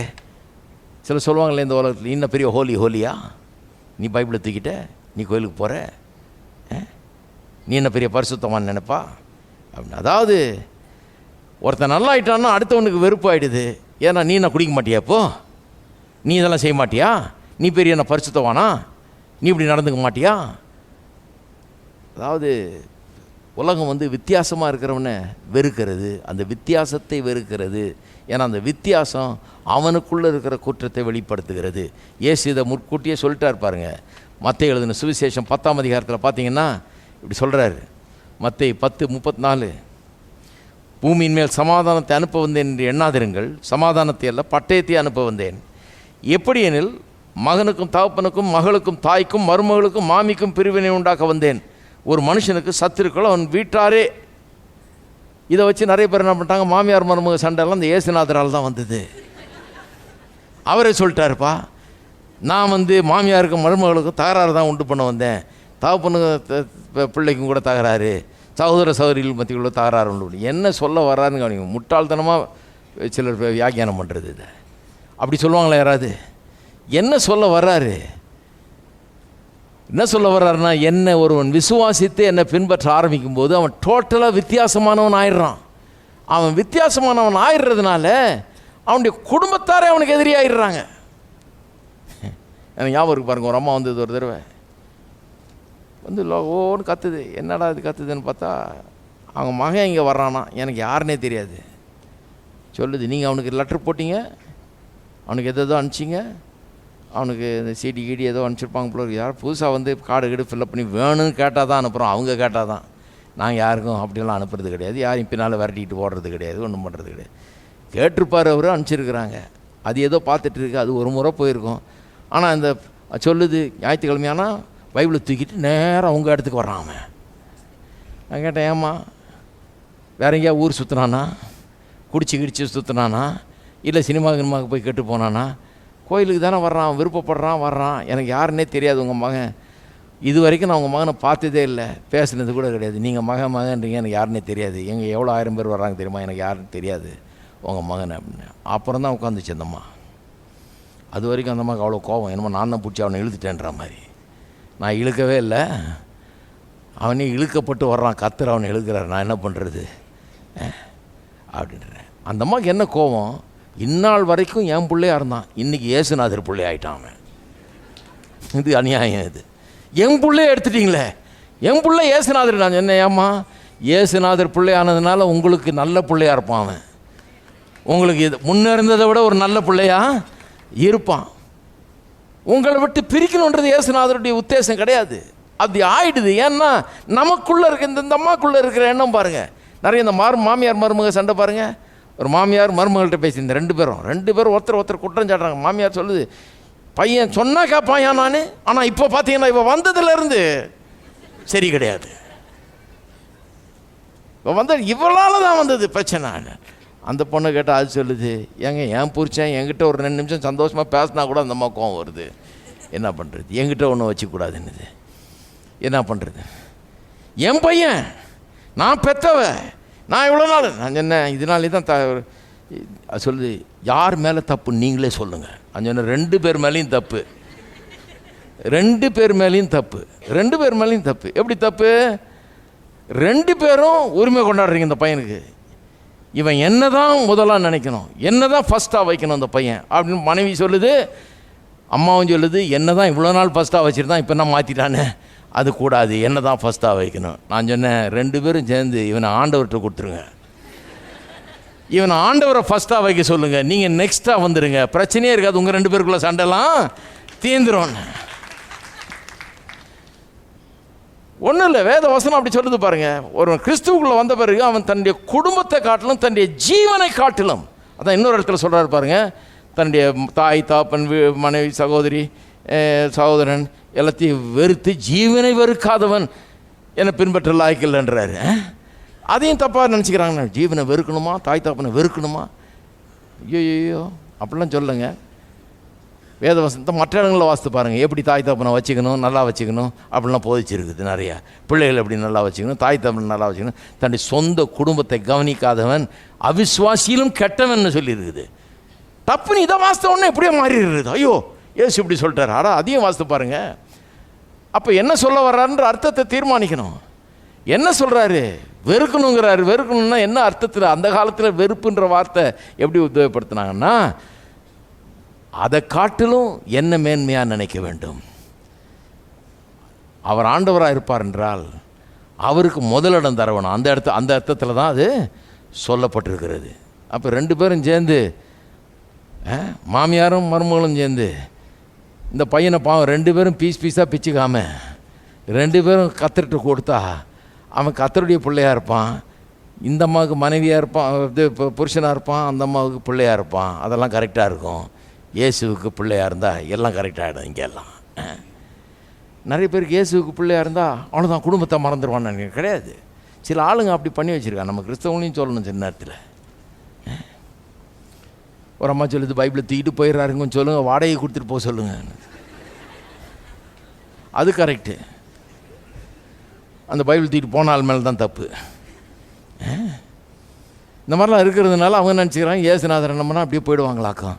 கிடையாது, இயேசுநாதர் என்னம்னா இன்னும் சிறப்பாக இருப்பாங்க, குடும்பம் நல்லா உருப்படும், இன்னும் சந்தோஷம் இருக்கும், சமாதானம் இருக்கும், ஒற்றுமை இருக்கும், எல்லாம் இருக்கும், நல்ல எல்லா நன்மைகளும் அங்கே உண்டாயிருக்கும்.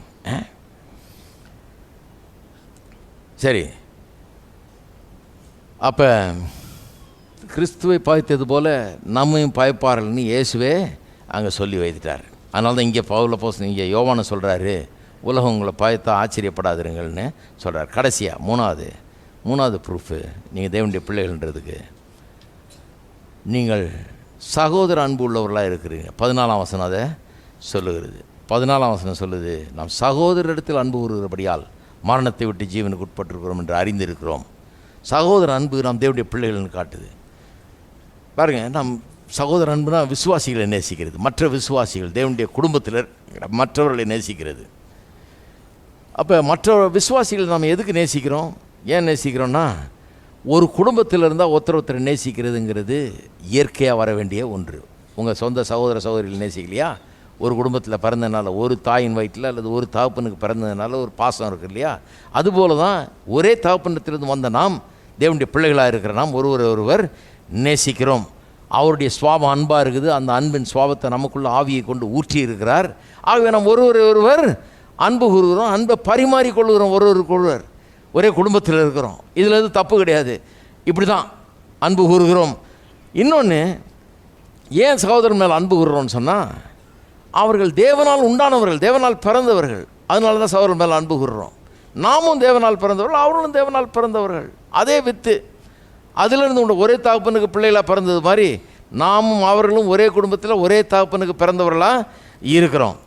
இன்னொன்று, கிறிஸ்தவர்கள் ஏன் மற்ற விசுவாசிகளை நேசிக்கிறோம் ஏன்னு சொன்னால், நமக்குள்ளே கர்த்தர் செய்திருக்கிற காரியம் நமக்கு ரொம்ப அருமையாக தோணுது. அதை நம்ம நினச்சி பார்த்து கர்த்தரை ஸ்தோத்தரிக்கிறோம், சந்தோஷப்படுறோம். இது மாதிரி ஒரு 100 பேரை பார்க்கும்போது எனக்கு செய்ததை கர்த்தர் அவங்களுக்கு செஞ்சுருக்காரு. அவங்க பாவத்தையும் மன்னிச்சிருக்கிறாரு, அவங்களையும் தன்னுடைய கரத்தில் வச்சிருக்கிறாரு. அவர்களும் தேவனுடைய கைவேலையாக இருக்கிறார்கள். அவர்களும் நம்மை போலவே மாற்றப்பட்டிருக்கிறார்கள், புது சிருஷ்டியில் மாற்றப்பட்டிருக்கிறார்கள். அவங்களும் நாங்களும் எல்லாம் சேர்ந்து ஒரே இடத்துக்கு தான் போக போகிறோம், நித்தியமாக காலத்தை கழிக்க போகிறோம். இதெல்லாம் நம்ம ஒற்றுமை ஆக்குகிறது, ஒரு அன்பு கூற வைக்கிறது. அது மட்டும் இல்லை, நம்ம எல்லாம் ஒரே இன்ட்ரெஸ்ட்டை ஷேர் பண்ணுறோம், எல்லாருக்கும் ஒரே விருப்பம். பாட்டை பாடுறோம், ஆராதிக்கிறோம், கர்த்தருடைய வார்த்தையை கேட்குறோம், ஒரே நாட்டம், ஒரே விருப்பம், ஒரே வாஞ்சை. நம்முடைய இருதயம் எல்லாம் ஒரே இடத்துல இருக்குது, எல்லாம் அதே காரியத்தை விரும்புகிறோம். நமக்குள்ளே எத்தனை ஒற்றுமை இருக்குது பாருங்கள், எவ்வளோ ஒற்றுமைகள் இருக்குதுன்னு பாருங்கள். இதுக்கு முன்னால் சிலரை நேசிக்கவே முடியாத நிலையில் இருந்திருக்கிறோம் நம்ம, சிலரெல்லாம் ஏதேதோ காரணத்தினால. இப்போது அவர்கள் கிறிஸ்தவ விசுவாசி ஆகிட்டாங்கன்றதுனாலேயே அவங்கள நேசிக்கிறோம். வேறு எதையும் பார்க்குறது கிடையாது. நம்ம அவங்க யார் என்ன எங்கேருந்து வந்து அதெல்லாம் பார்க்குறது கிடையாது. கிறிஸ்துவுக்குள்ளே இருக்கிறாங்கன்றதை வச்சே அவர்களை நேசிக்கிறோம். முன்ன வெறும் இயற்கை ரீதியில் பார்த்தோம், இப்போ ஆவிக்குரிய விதத்தில் அவர்கள் என்னவா இருக்கிறார்கள், கிறிஸ்துவுக்குள்ளே என்னவா இருக்காங்கன்னு பார்த்து அவர்களை நேசிக்கிறோம். அன்பு கூறுறது சகோதர அன்பு. நாம் தேவனுடைய பிள்ளைகளாக இருக்கிறோம் என்கிறதை ஏன் ஒரு சபைக்குள்ளே, ஒரு கிறிஸ்தவ உலகத்துக்குள்ளே கிறிஸ்தவ விசுவாசிகள் ஒருவர் அப்படி நேசிக்கிறாங்க? ஏன்னா தேவன் அன்பாக இருக்கிறார். அந்த அன்பின் தேவனுக்கு பிள்ளைகளாக பிறந்தவர்கள் இவர்கள். அந்த அன்பு இவர்களுக்குள்ளே ஊற்றப்பட்டிருக்கிறது. ஆகவே நேசிக்கிறார்கள். அப்படி நேசிக்கவே மாட்டேன், என்னால் நேசிக்கவே முடியாதுன்றவன் அவன் தேவனால் பிறந்தவன் அல்ல. அப்படி நேசிக்கிறவர்கள் நிச்சயமாக தேவனால் பிறந்திருக்கவன். அதனால்தான் அவர்கள் எங்கெங்கிருந்தும் வந்திருக்கிறாங்க. பல இனங்கள், ஜாதிகள், மொழிகள், பல வித்தியாசங்கள் இருக்குது, நிறங்கள் எல்லாம் வித்தியாசம் இருக்குது. எந்தெந்த நாடுகள்லாம் வித்தியாசமாக இருக்குது. ஆனால் எல்லாம் ஒன்றா வந்தால் ஒன்றா கர்த்தரை நம்ம ஆராதிக்கிறோம், ஒன்றாக வாழுகிறோம். ஏன்? நாம் எல்லாம் ஒரே குடும்பத்தை சேர்ந்தவர்கள், ஒரே குடும்பத்தை சேர்ந்தவங்க.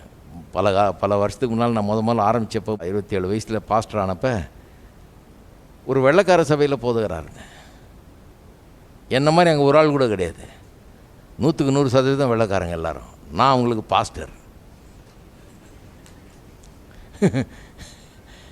இதில் என்ன பொருத்தம் இருக்குதுன்னு ஊரே பேசுது. இந்தியாவிலேருந்து ஒரு ஆள் வந்து இங்கே பாஸ்டராக இருக்கிறாராம். இது என்ன பொருத்தம், எப்படி இவரை பிடிச்சாங்க, எப்படி இவர் பாஸ்டர் ஆனார்னு. எப்படி பாஸ்டர் ஆனார்னா, நாங்களும் அவங்களும் எல்லாம் சொந்தக்காரங்க மாதிரி. நானும் அவங்களும் எல்லாம் கூட பிறந்தவங்க மாதிரி, ஒரே தகப்பனுக்கு பிள்ளைகளாக இருக்கிறோம், ஒரு நேசிக்கிறோம். வெளியில் பார்த்து நேசிக்கிறது கிடையாது, உள்ளே இருக்கிற காரணத்தினால, உள்ளே ஏற்பட்ட மாற்றங்களால் நேசிக்கிறோம். அந்த அன்பு நாம் தேவனுடைய பிள்ளைகள் என்பதை நிரூபிக்கிறது. எல்லாரும் எழுந்து நிற்போம், கரங்களை உயர்த்தி நாம் கர்த்தரை ஸ்தோத்திரிப்போம். அல்லேலூயா. எங்கள் அன்பின் பிதாவே, கர்த்தராகிய இயேசுவின் நாமத்தில் மண்டையில் வருகிறோம், உம்மை துதிக்கிறோம். உம்முடைய வார்த்தைக்காக உமக்கு ஸ்தோத்திரம். இந்த வார்த்தை ஒவ்வொருவரையும் கட்டி எழுப்பட்டுங்க கர்த்தாவே. உம்முடைய அன்பு எங்களுக்குள்ள ஊற்றி இருக்கிறபடி ஆளுமுக்கு ஸ்தோத்திரம். தெய்வீக அன்பாலங்களை நிறைத்திருக்கிறபடி ஆளுமுக்கு ஸ்தோத்திரம். உலகத்தாரை போல நாங்கள் கிடையாது, நாங்கள் உம்முடையவர்கள், உம்மால் உண்டானவர்கள். ஆகவே ஒருவர் அன்பு கூறுகிறோம். இந்த காரியங்கள் திட்டவட்டமாய் விளங்க நீர் கிருபை செய்வீராக. ஜனங்களுடைய உள்ளங்களில் ஆழமாய் பதியட்டும் கர்த்தாவே. ஜனங்கள் உமக்குள்ளாக வளரட்டும், அன்பு பெருகட்டும், தலை தோங்கட்டும் கர்த்தாவே. சகல நன்மையினாலும் ஒவ்வொருவரையும் நிரப்புவீராக. இயேசுவின் நாமத்திலே ஜெபிக்கிறோம், ஆமென். நம்முடைய கர்த்தராகிய இயேசு கிறிஸ்துவின் கிருபையும் பிதாவாகிய தேவனுடைய அன்பும் பரிசுத்த ஆவியானவருடைய ஐக்கியம் நம் அனைவரோடும் இன்றைக்கும் என்றைக்கும் இருப்பதாக, ஆமென்.